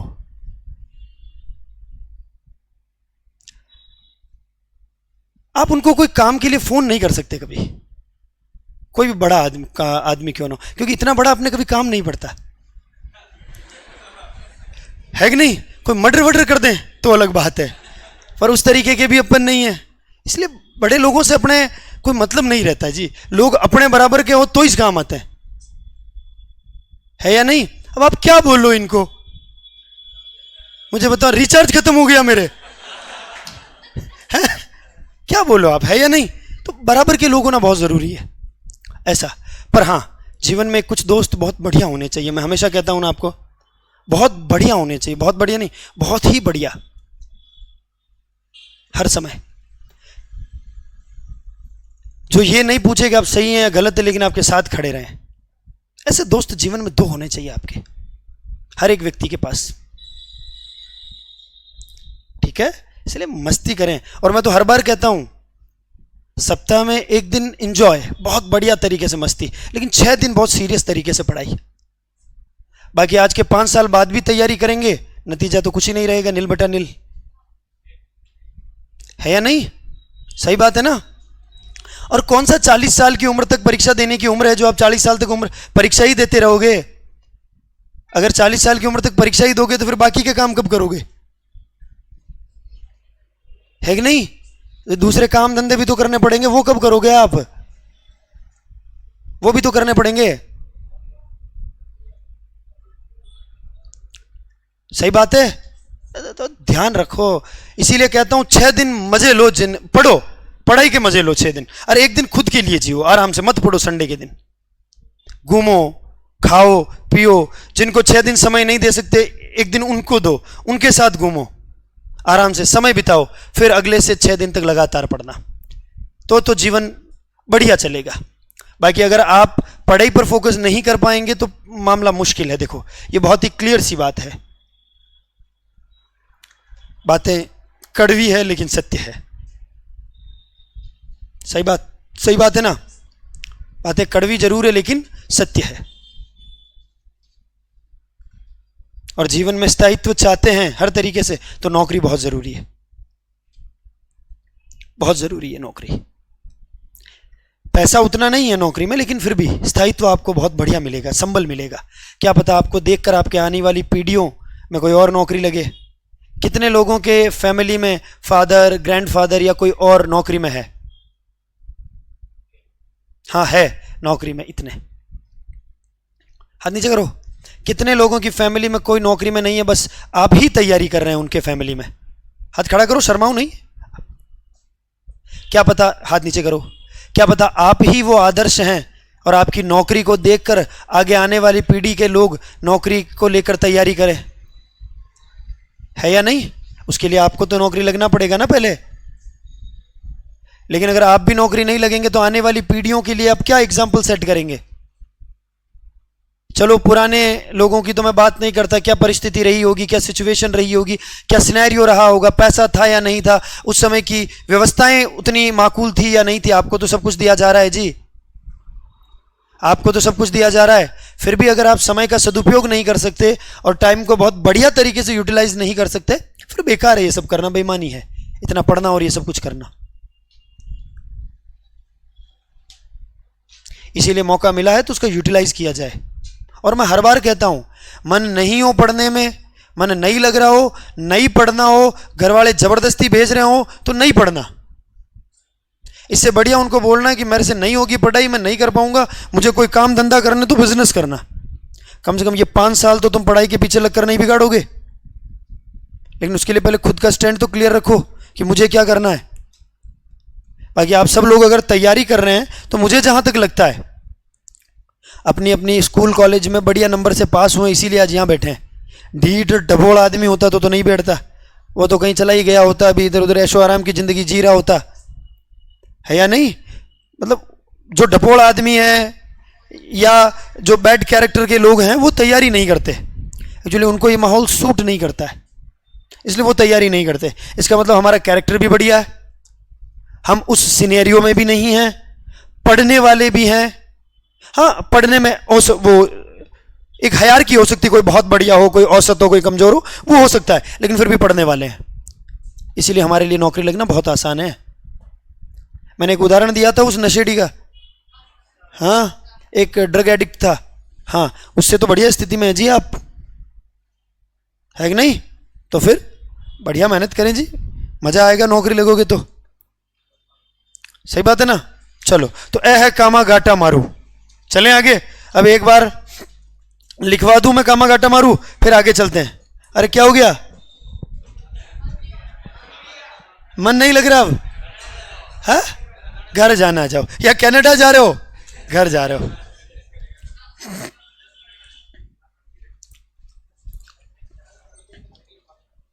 क्या हुआ? चलो हेडिंग डालो, कामा गाटा मारू।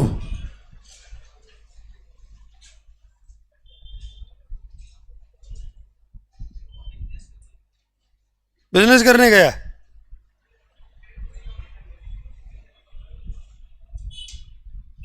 कामा गाटा मारू। चले आगे, चले क्या? कामा गाटा मारू प्रकरण, प्रकरण लिखना, कामा गाटा मारू प्रकरण 1914। चलो 1914, मैंने कुछ ही नहीं बताया।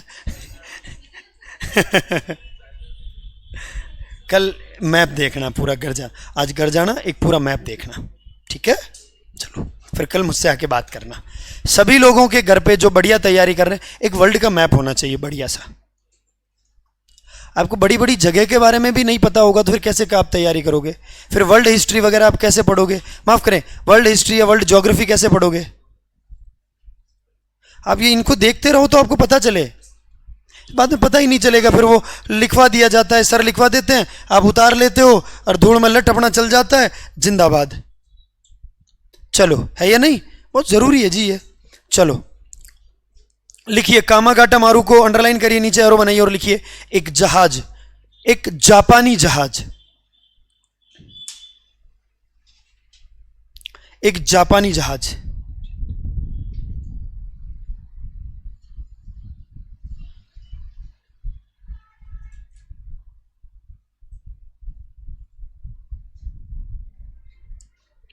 क्या लिखा? ये क्या है? एक जापानी जहाज। लाइन ड्रॉप करिए, लाइन ड्रॉप करिए और लिखिए, भारत से कनाडा, भारत से कनाडा, भारत से कनाडा जाने पर प्रतिबंध लगा दिया गया, भारत से कनाडा जाने पर प्रतिबंध लगा दिया गया।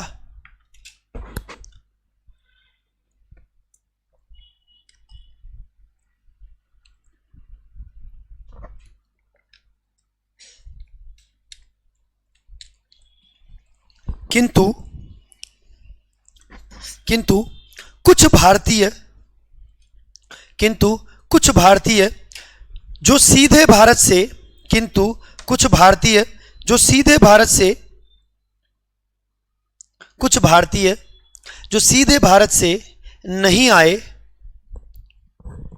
उन्हें उन्हें उन्हें कनाडा में प्रवेश दे दिया गया। मामला समझ आ गया?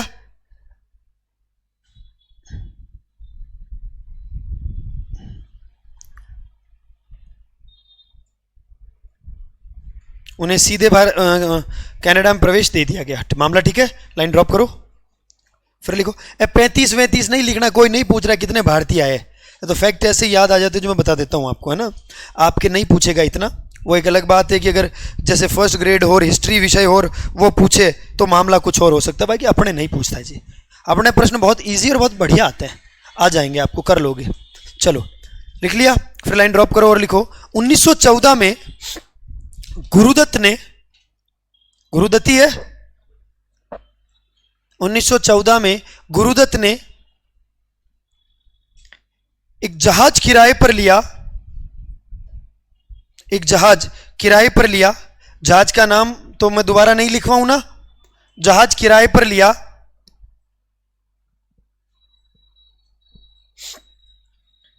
जहाज किराए पर लिया, जहाज को क्या किया? किराए पर लिया, जो हांगकांग, ये याद रखना जगह चारों, मैं जो बोला हूं ना, हांगकांग, शंघाई, योकोहामा, योकोहामा जी, योकोहामा। चले, चलिए, Hong Kong, Shanghai, Yokohama, Vancouver, Yokohama, Vancouver जा रहा था। वैंकूवर जा रहा था। कहां जाना था उसको? कनाडा, यानी वैंकूवर जाना था। वैंकूवर कनाडा में ही पड़ता है।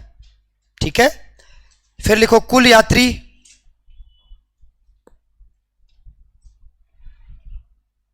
कुल यात्री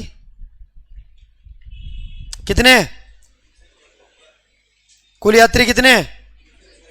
300, उतार लो। कुल यात्री 376, फिर डिवाइड कर दो इनको और लिख देना 4 लापता।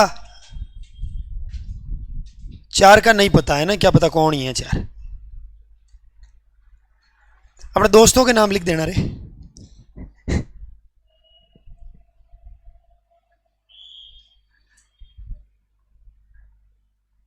हाँ जी, 4 लोगों का पता चल गया? नहीं तो 4 के आगे डैश कर दो, लापता, अज्ञात।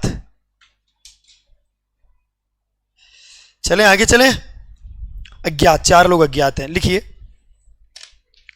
आगे लिखिए, लाइन ड्रॉप करिए और लिखिए 23 जुलाई 1914 में, 23 जुलाई 1914 में,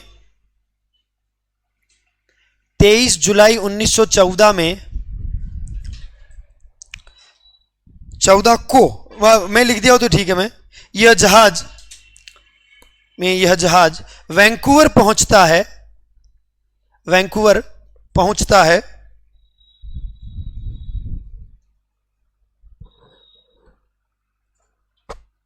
किंतु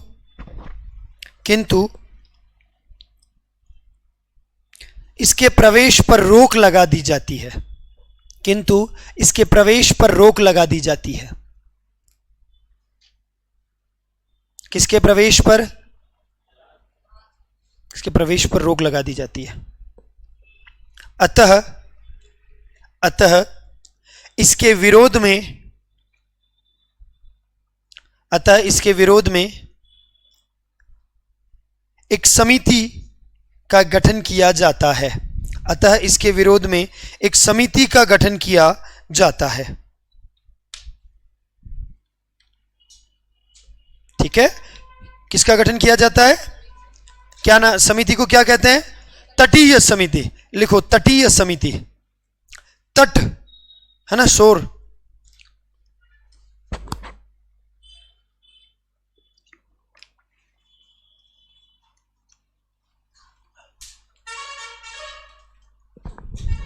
तटीय समिति का क्या किया जाता है? गठन। लिखा? कौन सी समिति? तटीय समिति में 3 लोगों के नाम लिखो। रहीम हुसैन, ये नाम याद रखना, तटीय समिति के काम की बात है। रहीम हुसैन,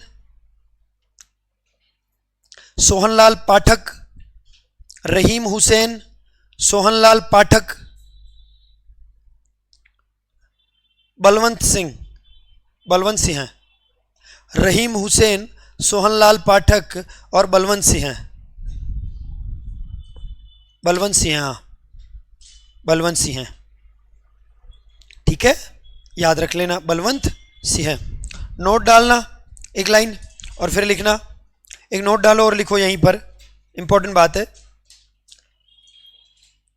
ये वैंकूवर अमेरिका वाला है ना, कनाडा के आसपास वाला है ना, पोर्ट है। चलिए यहां लिखिए अमेरिका में,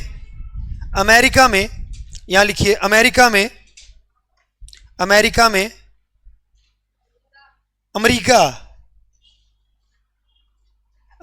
में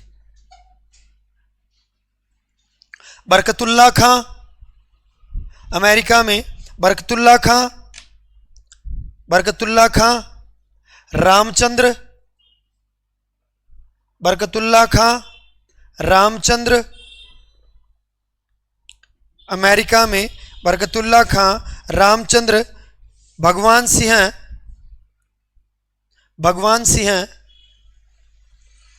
व सोहन सिंह, बरकतुल्ला खां, रामचंद्र, भगवान सिंह, सोहन सिंह ने विरोध किया। सोहन सिंह ने विरोध किया। क्या किया? विरोध किया। याद रखना, इन लोगों ने क्या किया? तो इन लोगों ने विरोध किया। चलें आगे। इन लोगों ने विरोध किया अमेरिका में। तो तटीय समिति बनी, इसमें 3 लोग थे, रहीम हुसैन और क्या नाम है, सोहनलाल पाठक और बलवंत सिंह। इधर कितने लोग हैं? 4 लोग हैं, बरकतुल्ला खां, रामचंद्र, भगवान सिंह और सोहन सिंह भगना। सोहन सिंह याद रख लेना आप तो, ठीक है। लाइन ड्रॉप करो, फिर लिखो, फिर लिखो।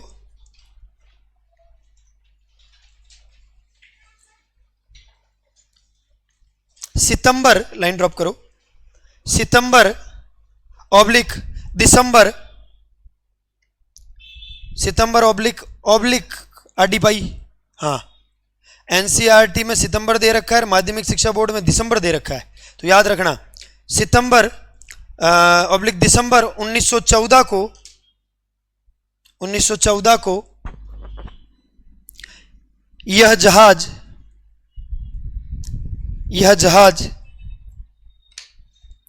कलकत्ता के बजबज बंदरगाह, कलकत्ता के बजबज बंदरगाह, बजबज, कलकत्ता के बजबज बंदरगाह पर पहुंचता है, बजबज बंदरगाह पर पहुंचता है, पहुंचता है जहां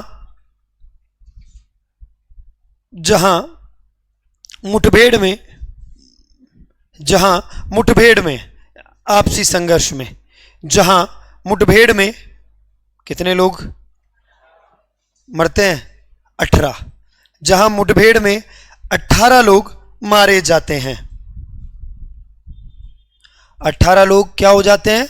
मारे जाते हैं, काम आ जाते हैं देश के 18 लोग, ठीक है। अब पढ़ लो एक बार पूरे को।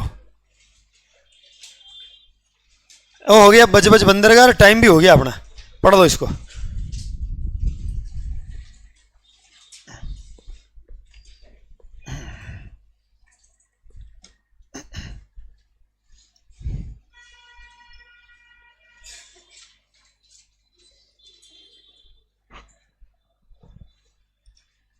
हाँ जी हर्षिता जी, पहले पढ़ा हुआ है आपने तो, है ना?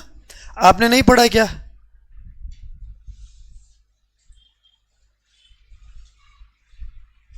आपका मैं नाम याद करने की कोशिश कर रहा हूं, धाकड़ है पीछे, ये याद है, दीपिका धाकड़ है, दिव्या, दिव्या।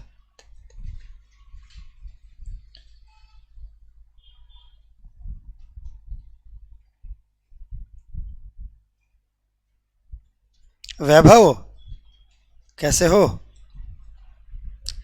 अभी बर्थडे निकला आपका कुछ दिन पहले, है ना? नहीं नहीं, यूं ही ऐसे जिज्ञासा बस पूछ लिया मैंने। हाँ मैंने, हाँ तो बिल्कुल गलत बात हो, तो मैं तो कह ही रहा हूं, मैं तो सबके सामने बुला के बर्थडे विश कर दूं, पर अगला आदमी कुछ करे तो सही। चलो चलो, है अच्छा,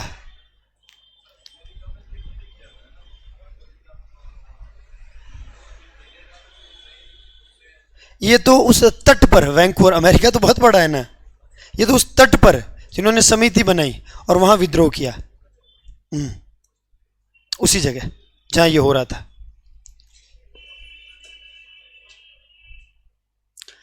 पढ़ लो एक बार पूरा। क्या नाम है आपका? हर्षित।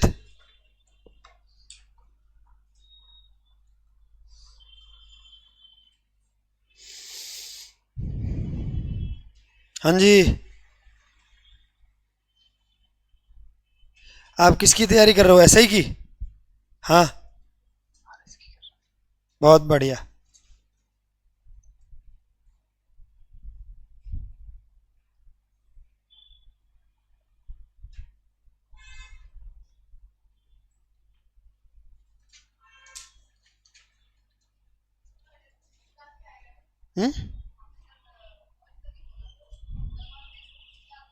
नहीं, किसके है, किसके लिए?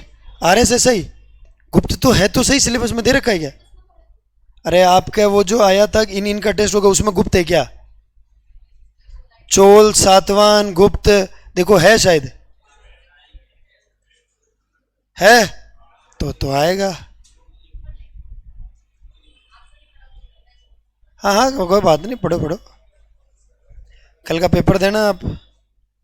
पेपर देने के लिए सभी लोगों को आना है, चाहे टॉपिक पढ़ा हो कि नहीं पढ़ा हो।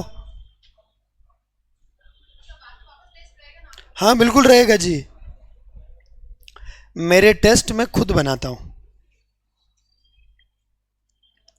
इसलिए प्रश्नों का स्तर आपको बढ़िया मिलेगा।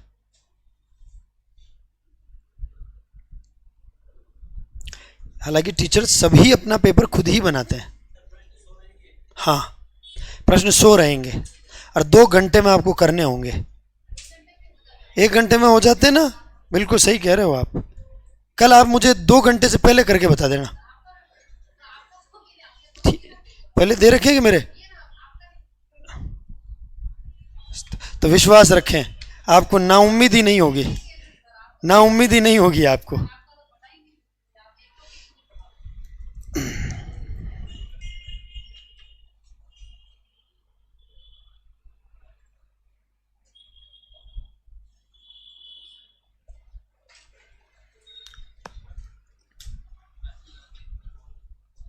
चलिए बंद करिए, एक बार बंद कर दीजिए, हो गया समय। पढ़ लिया आप सभी लोगों ने, चलो बताओ एक बार, कॉपी बंद करो। इस बार खड़े होके जवाब देंगे, मैं जिनसे भी पूछूंगा, है ना। भीड़ में हम अपने आप को थोड़ा सुरक्षित महसूस करते हैं, है ना।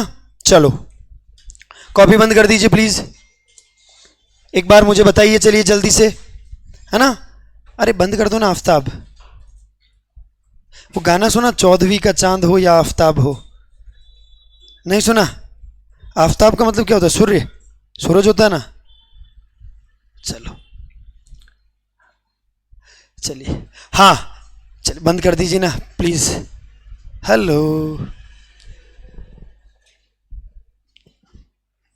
हाँ चलो, हाँ कॉपी बंद है, डन। चलो बताइए जल्दी से, कामागाटा मारू क्या है? जहाज है। अच्छा, जापानी जहाज है ना। चलिए, एक्चुअली अमेरिका में भारतीय लोगों के प्रवेश पर क्या लगा दिया गया था? लेकिन वही लोग जो सीधे कहां से आए हों? भारत से, लेकिन कोई कहीं स्टॉपेज लेकर आए हों वाया, तो उनको प्रवेश की अनुमति दी गई थी। तो इसी को ध्यान में रखते हुए हमारे एक भाई साहब हैं, क्या नाम है उनका? गुरुदत्त। गुरुदत्त ने एक जहाज किराए पर लिया, क्या नाम है? कामागाटा मारू। कामागाटा मारू क्या है? जहाज किराए पर लिया, ले लिया। और उसमें कितने यात्री? सोच लो, 376। उसमें से 351 सिख, 21 पंजाबी मुस्लिम और 4 लापता। आज तक नहीं मिले वो 4 लोग, ठीक है, याद रख लेना। चलो 376 लोग, रवाना हुआ जहाज कहां से? Hong Kong, Shanghai, Yokohama, Vancouver. Vancouver में प्रवेश, तो वहां पर एक कमेटी बन गई, कौन सी? शोर कमेटी। कितने लोग? कौन कौन? रहीम हुसैन, सोहनलाल पाठक और बलवंत सिंह, है ना। ठीक इसी समय अमेरिका में कुछ लोगों ने विद्रोह किया, है ना। आज फिर देख रहे हैं उधर, आज फिर देख रहे हैं यार उधर क्या बात। अब सुनो इधर, अमेरिका में कुछ लोगों ने विद्रोह किया, और वो कौन थे? बरकतुल्ला खां, रामचंद्र, भगवान सिंह, सोहन सिंह, किया ना। चलिए, तो वापस वहां से रवाना हुआ जुलाई से। सितंबर या दिसंबर 1914 को कहां पहुंचा? कलकत्ता। कलकत्ता में कौन से बंदरगाह? बुजबुज बंदरगाह, बजबज बंदरगाह, बजबज बंदरगाह पे पहुंचा, जहां अंग्रेजों और भारतीयों के बीच क्या हुई? मुठभेड़। इसमें कितने लोग देश के काम आ गए? 18 लोग देश के काम आ गए। और ये क्या है? कामागाटा मारू प्रकरण। ठीक बात है, तुम भी जहाज खरीद लो एक। Thank you very much.